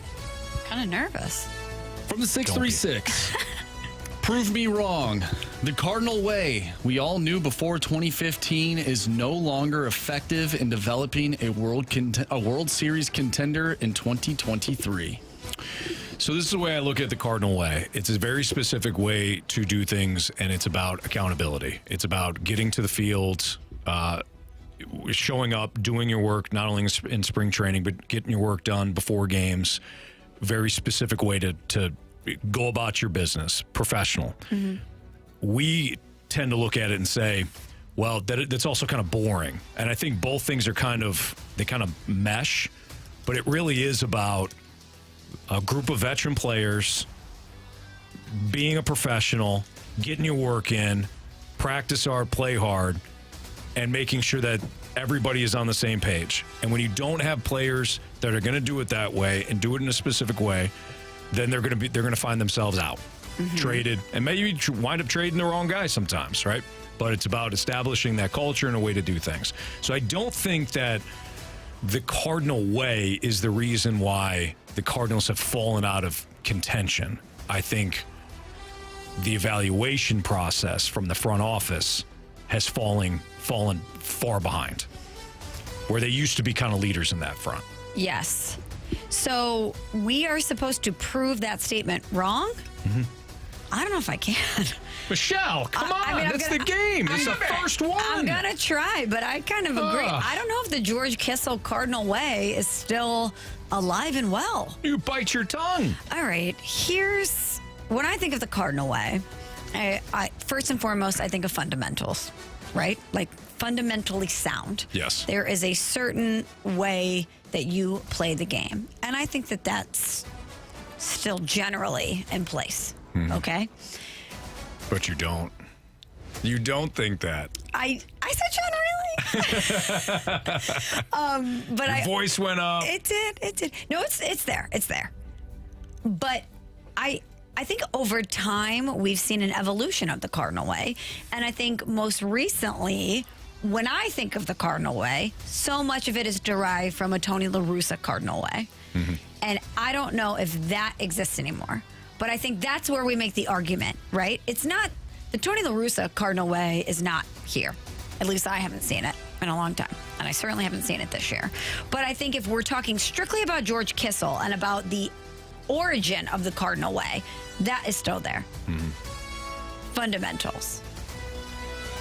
You don't believe it. Read that one more time, Michelle. This is how we're going to do this. Read that one more time, please. Prove me wrong. The Cardinal way we all knew before 2015 is no longer effective in developing a World Series contender in 2023. Okay. It's your talent evaluation that has cost you the World Series contention and the way that we used to do things, not necessarily the Cardinal way. Yes. Okay. So we just got to attack a portion of the There you statement, go. You know what I mean? I think we could say the Cardinal way isn't necessarily there anymore. Cardinal way is still there. Is it though? I don't think so. Cardinal way is still there. It's the talent evaluation from the front office standpoint, especially when it comes to the pitching. They lost their way. Well, that's what I'm saying. We need a new Cardinal way.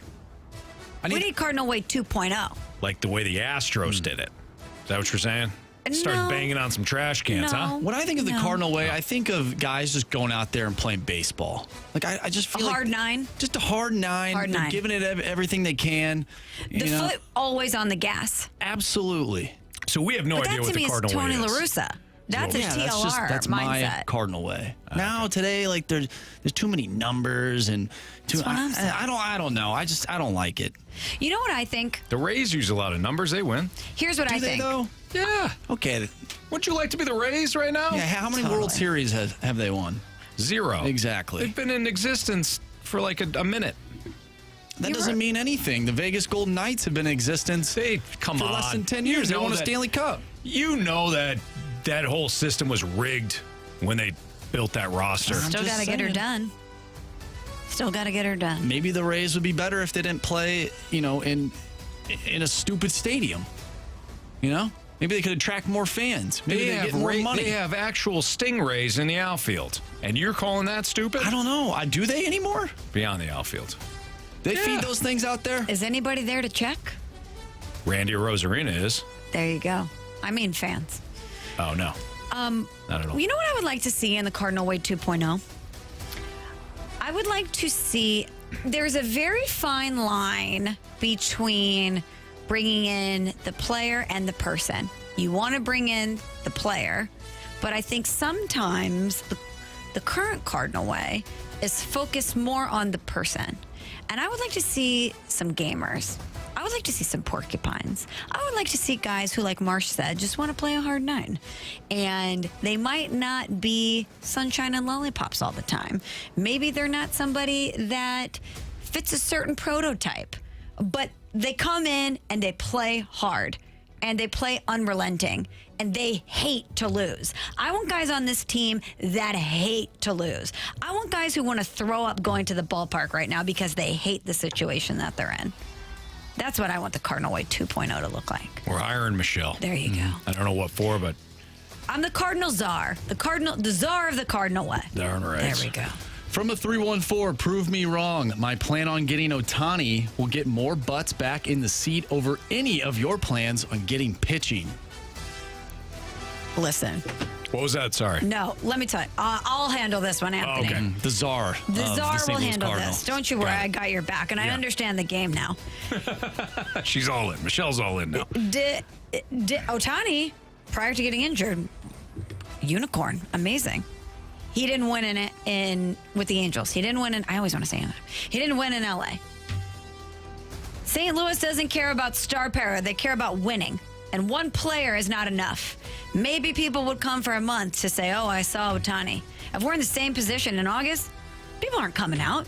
The standards are different here than they are with the Angels. The standards are different here than they are in many cities across America. And after a season like this, it doesn't matter if you bring in stars. Names don't matter.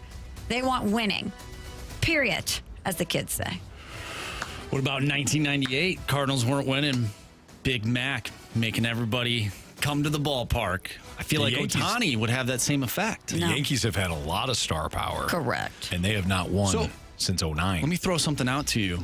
And are people going? 3 years before the Astros' final season in the NL Central. Could this injury make the Cardinals have a better opportunity at signing Ohtani? Even if I know they need pitching next year, let's just punt on next year, right? And then you get Ohtani for the following year pitching. He's in your rotation along with some of your younger guys now have developed. Let's just punt on next year. We got Ohtani for 2025 and in the years beyond. And now he's cheaper. Maybe now he's cheaper to go get. We don't punt on any season, Marsh. No. Wow. All right. Ever. I'm just throwing the idea we're not out punting. there. Can you imagine if Mo held a presser and was like, we're just going to punt this year?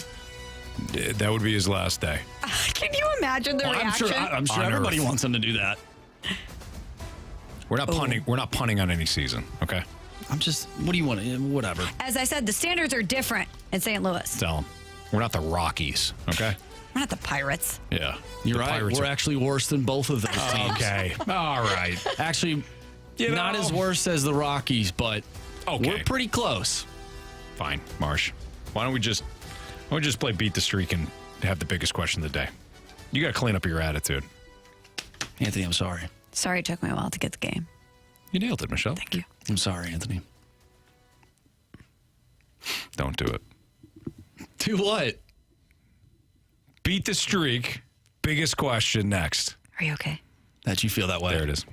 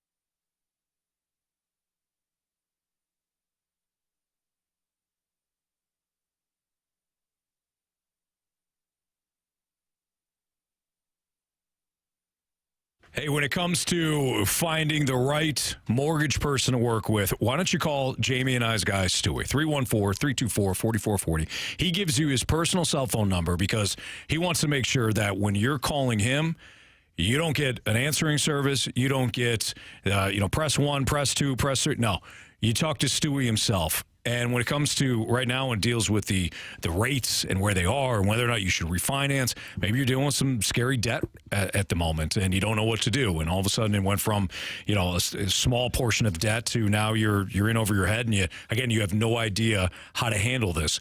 Leave it to the experts. Stewie is there. He'll get you the best rates. If you qualify for the bagel loan, we're talking about no closing costs if you're purchasing, no lender fees.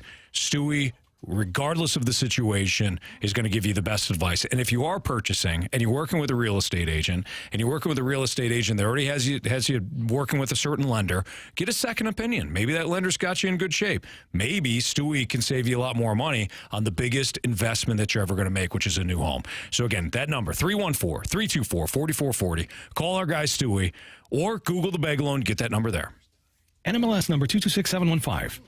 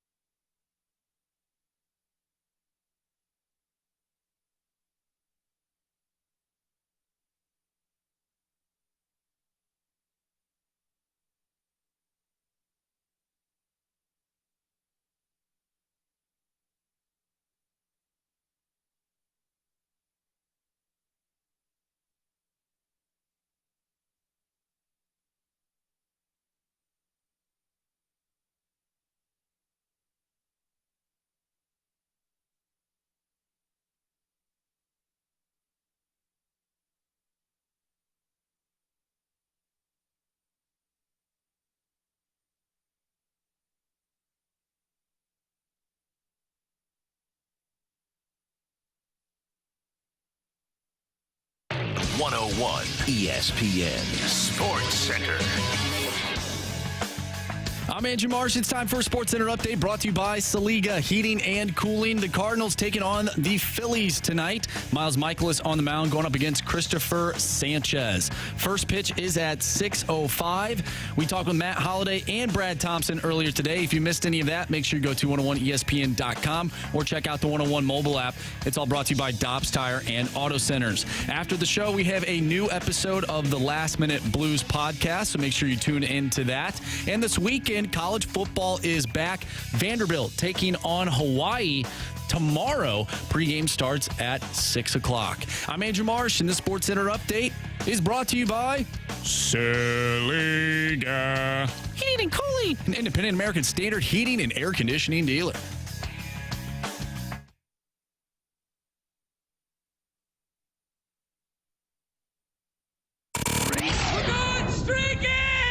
Hit baseballs. All of my successes depend on me. You ready to hit? The hits just keep on coming. And his first big league hit is a bullet up the middle. Time to play Beat the Streak here in the Fast Lane on 101 ESPN. Michelle is going to be filling in for Jamie Rivers today for Beat the Streak. Marsh is going to be filling in for himself. Same with me. And James is back for round 2 here. What's up, James? Not much. How you guys doing today? Doing great, my man. Hope your Friday's going very well. Yeah. All right. Marsh, what are our standings here? All right, so my streak is up to 2. Anthony, your streak is up to 2. James coming back for his second appearance. His is at 1. And then Jamie, who had Joshua Palacios, he did not get a base hit. He took the wrong Palacios that He night. did. Yeah, he did. So Michelle will be filling in for Jamie. So unfortunately, Michelle will be going last today. Oh, and I can't pick the same person you picked? Correct. Oh, Yeah. bummer. Okay. Okay, so Marsh, you're up, right? I believe you went before me. Oh, that's right. So I did. I think you are up first, and then I'll go second. All right. I am going to choose Bryce Harper, who is on an absolute tear. So give me Bryce Harper to collect base hit tonight against Miles There you go again, McCullers. Anthony. Did I get you again, James? Yeah, you did. I'm sorry, mate. You know what? Great minds think alike. Yeah, they do. Who would you like to... Oh, wait. Actually, sorry. So Marsh is first. Then you go, James. Right. I think it would be an absolute shame if I did not take the center fielder for the Philadelphia Phillies and Brandon Marsh. Okay. Well done there, Marsh. I don't know why you're putting your streak on the line like that, but hey, Marsh and Marsh. I like it. James, who do you got? Well, my kids seem to think I should take Kiz Daddy and take Andrew Kisner to continue his hot hitting streak. Okay. Do you want Kiz Daddy, or are you going to tell those kids to quiet down and you're going to take your own player?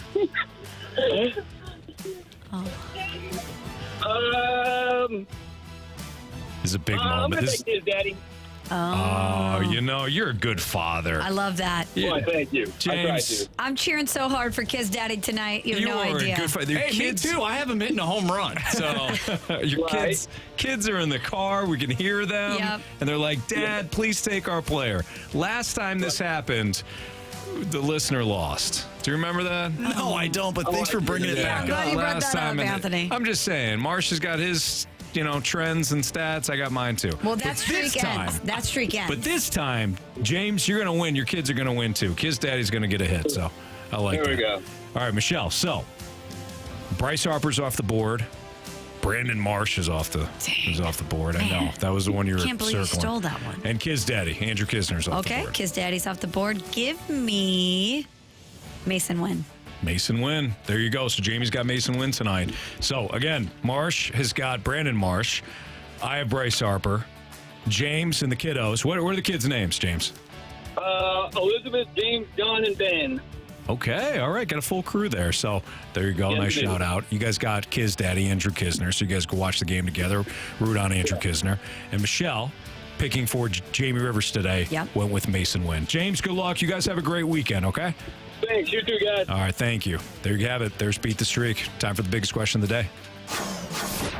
It's time for the Fast Lane's biggest question of the day. All right, guys, we never got to this because we were too busy just going over the gauntlet, which is very important to this show, a staple here in the Fast Lane. But we got to get to these questions, or this specific question. What teams in the NFL are under the most pressure to win now? Michelle, are you choosing the Cowboys based on the information that you gave earlier, which I thought was really interesting because I hadn't thought about it that way. I think most people are going to say the Jets because they bring in Aaron Rodgers. They're the talk of the town. They're on Hard Knocks. Everybody's talking about the Jets. And Aaron Rodgers. For the first time since Joe Namath. Yes. And Aaron Rodgers getting out of Green Bay. There's questions there. But I think him deferring the money really signified his commitment to at least 2 years in New York. So to me, the pressure is lessened a little bit with the Jets because you have a 2-year window to get it done. And this is a team, realistically, that should just be pumped to make the playoffs. Yeah. You know what I mean? That's not the expectations that we've set for them. But I think the Jets have pressure, but I think the Cowboys have way more pressure to win than the Jets. For those who might have missed it, over the next 2 seasons, they have 1, 2, 3, 4, 5, 6, 7, 8, like 14 expiring contracts. And big names. Including Dak Prescott, Brandon Cook, Zach Martin, CeeDee Lamb, Tony Pollard, Stephon Gilmore. I mean, they have a lot of talent that could be out the door and a lot of really big decisions that they need to make, including their head coach and Mike McCarthy. Plus, I just looked this up. Jerry Jones is 80 years old. This is a person that wants to win badly and that always sets the bar high. He comes out and says, this is a championship roster. We expect to win. And when you look at the Jets, the AFC is loaded. If they don't get it done, there's that built-in excuse of, well, look at the teams we had to look at our own division, for crying out loud. Yeah. The Cowboys don't have that excuse. It's the Eagles, the Niners, and the Cowboys. That's really the conversation coming out of the NFC. Yeah, very true. So I think that the excuses are done in Dallas, and they have the most pressure to win. That's a great one. I think the layup in the AFC is the Bills. Yes. The Bills are under immense pressure. If I were to just go with one team, I think it's the Bills, because they have been that team that's been ascending. And then, that ugly loss in Cincinnati last year, everybody now looks at the Bills differently. They got offensive line problems right now. They got injuries at offensive tackle. I was talking to our guy, Donnie Fandango, the biggest Bills fan ever, about this, and he was hot about the lack of depth that they have up front. So the Bills are a good one. So I'm not going to choose the Bills because, again, I think that's kind of a layup. I actually am going to go with the Bengals. I think the Bengals are under a lot of pressure to win right now because they're about to pay Joe Burrow. Yep. And they got to pay people after him. Exactly. So as soon as you pay Joe Burrow, and as soon as you pay some of these other, some of these wide receivers that everybody loves, their contracts are going to be coming up too. They did not bring back a couple of their guys defensively because I think they're gearing up to pay Joe Burrow. You play in a stacked conference. And Michelle, I think the AFC North is going to be the most difficult division. Yeah, I think it's going to be even more difficult than the AFC East this year. Really? I do. The Steelers, they're 3-0 in preseason. Everybody's kind of hyped about whatever. Kenny Pickett has looked good. That defense is going to be excellent again this year for the Steelers. They got weapons on the outside. Their O-line's pretty good. The Ravens with Lamar. Yep. Kind of renewed sense there in Baltimore. Mike Tomlin's never had a losing season. Isn't that amazing? Baltimore has always been good. Cleveland, I think, is going to be better than people think. That O-line is good. Talk about pressure, though. Sure. The defense, I think, is a little bit better than people realize. And I don't think Deshaun Watson's going to be a disaster again like he was last year. So Cincinnati is playing a tough conference in a tough division, and they're about to pay the quarterback, which, of course, alters what you can do with the cap. I think the pressure to win right now for the Bengals is sky high. They know they have a good team. Yep. They went to the Super Bowl 2 years ago. Were incredibly close to going to the Super Bowl again last year. They know they have a good roster. They know they have good coaching. But when you pay the quarterback, things change. So I'm going to go with the Bengals. It's a good pick. I think the Eagles should be in that conversation, too. Because their roster's loaded. Yeah, but how long is it going to stay that way? You just never know, right? And they paid Jalen Hurts. Yeah. So they're going to have to make some moves moving forward here to cut back on some of their decisions, too, some of their roster. On a lesser level, quickly, the Chargers, too.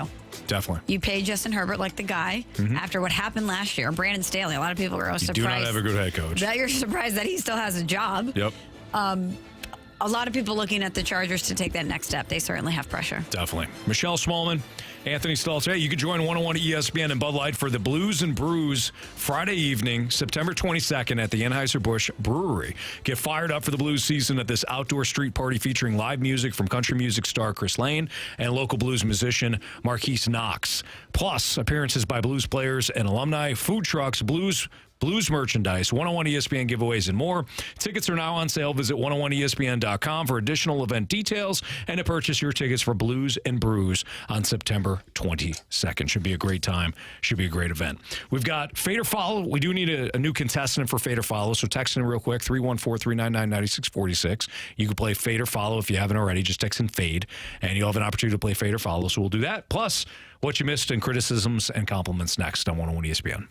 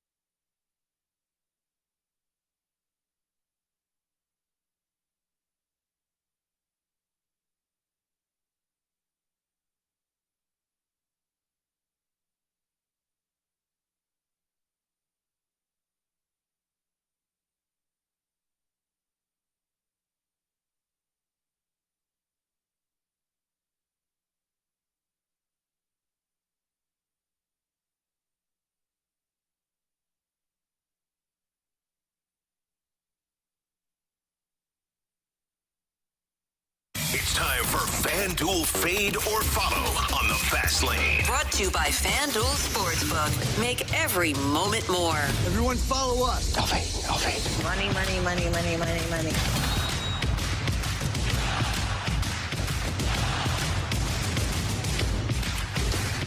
All right, it's the Fast Lane on 101 ESPN. Michelle Smallmon filling in for Jamie Rivers. I'm Anthony Stalter. Andrew Marsh here as well. Who do we have for Fade or Follow, Marsh? We have Trevor joining us today. What's up, Trevor?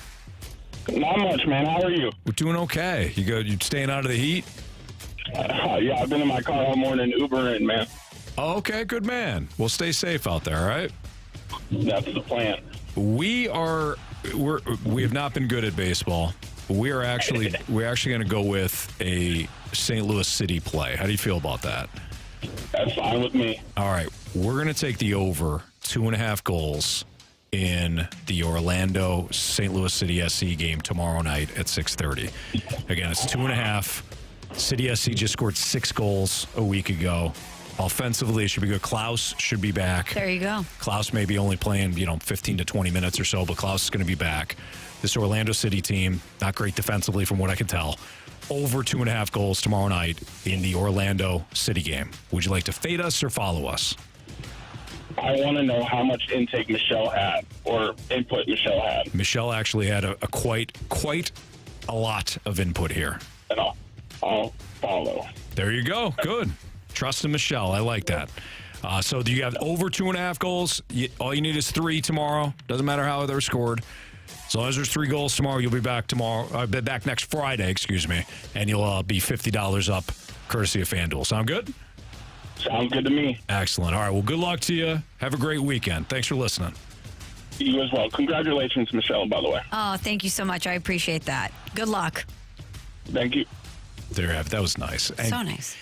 For those that don't know Michelle, and I'm sure a lot of people know now, Michelle will be co-hosting the morning show for ESPN Radio in New York, September 5th. That's the start date. And what's you got to be, 5 o'clock? It starts at 6 a.m. 6 a.m. Eastern? Eastern time, Okay. 6 to 10 Eastern time, which means your girl's about to have an early wake-up call. Hey, that's okay. You're going to be national radio. I know. That's incredible. And TV. We're going to be on TV every day, too. That's right. Excellent. You guys got maybe some big-time guests lined up for day one, hopefully. We're going to have some fun. Excellent. All right. Congratulations, Michelle. Thank you. It's always a pleasure to have you on our show. We love you. We love your work. And we are stoked that you're going to be hosting the morning show. Thank you. Although but you won't be available for fill-ins. We're not going to bother you. Sometimes I will be. Make it on like a Friday. Okay. You know All what I mean? right. But the cool thing is that you're going to hear it right here on 101 ESPN. I'm going to lead in for the opening drive, That's which right. is so special to me that I'm finally back full-time on the 101 ESPN airways. You're going to kill it. You're going to absolutely kill it. Yeah, so you listen to Michelle starting September 5th, ESPN Radio, as Michelle noted, right here on 101 ESPN, ahead of the opening drive with Randy Carricker, Kara Davis, and Brooke Grimsley. If you missed anything from today's show, you can download the podcasts available at 101ESPN.com or your 101 ESPN mobile app, brought to you by Dobbs Tire and Auto Centers. Marsh, criticisms, compliments? Yeah, we got a ton of compliments for Michelle. Here's one from the 636. Michelle, congratulations. We are so happy for you. I think it had to be July 15th, but I was taking my daughter to Centene, and obviously 101 was still on the radio from the week. I was like, holy cow, that's Michelle. You were recapping top 3 sports experiences and recounted the 2011 Game 6 and the whole 2019 run. And I think the Rams, goosebumps, greatest drive to Centene ever. You are a rock star. Oh, thank you. That's so nice. Awesome. And yeah, that was actually fun because we were talking about top 3 sports moments we've had. And when you put up the Blues run, 2011 for the Cardinals, and the greatest show on turf, the tackle, I don't know if any city in America can top those 3. It's pretty good. It's pretty good. We've had some magic here. No doubt. From the same texter, Marshy Anthony, you are cool too. Oh, thank you. Thank you. That was nice. Great. From the 314, removing the gauntlet lasted as long as moving Contreras to the outfield. Yeah. Yeah, we nixed that. Well, thanks to you guys, though. I mean, you really did a number on Tommy Mattern. You did. Tommy came in. He was upset. He goes, all right, gauntlet suspension lifted. So, thank you. You, the listener. The people. From the 636, great work this week. Laughed a ton and enjoyed the shows. Congratulations again, Michelle. Keep on doing amazing things. Enjoy the weekend. Thank you. And great work to you guys. I have been listening a lot as I'm driving around this week. Always a good time. We're knuckleheads. There's no doubt about it. You never know what you're going to find. You always make me laugh and you make me think, which I think is all you can. Oh, that's good. That's a huge compliment. Well, sometimes I'm thinking, I can't believe they said that. Sometimes I'm thinking, was the answer to that question right? Yeah. How can Anthony get that wrong? But I'm thinking. I'm thinking nonetheless. I have had a rough stretch here in the Gauntlet. It's okay. What is Anthony's favorite dinosaur? What is it? The Ankylosaurus. It's a tank.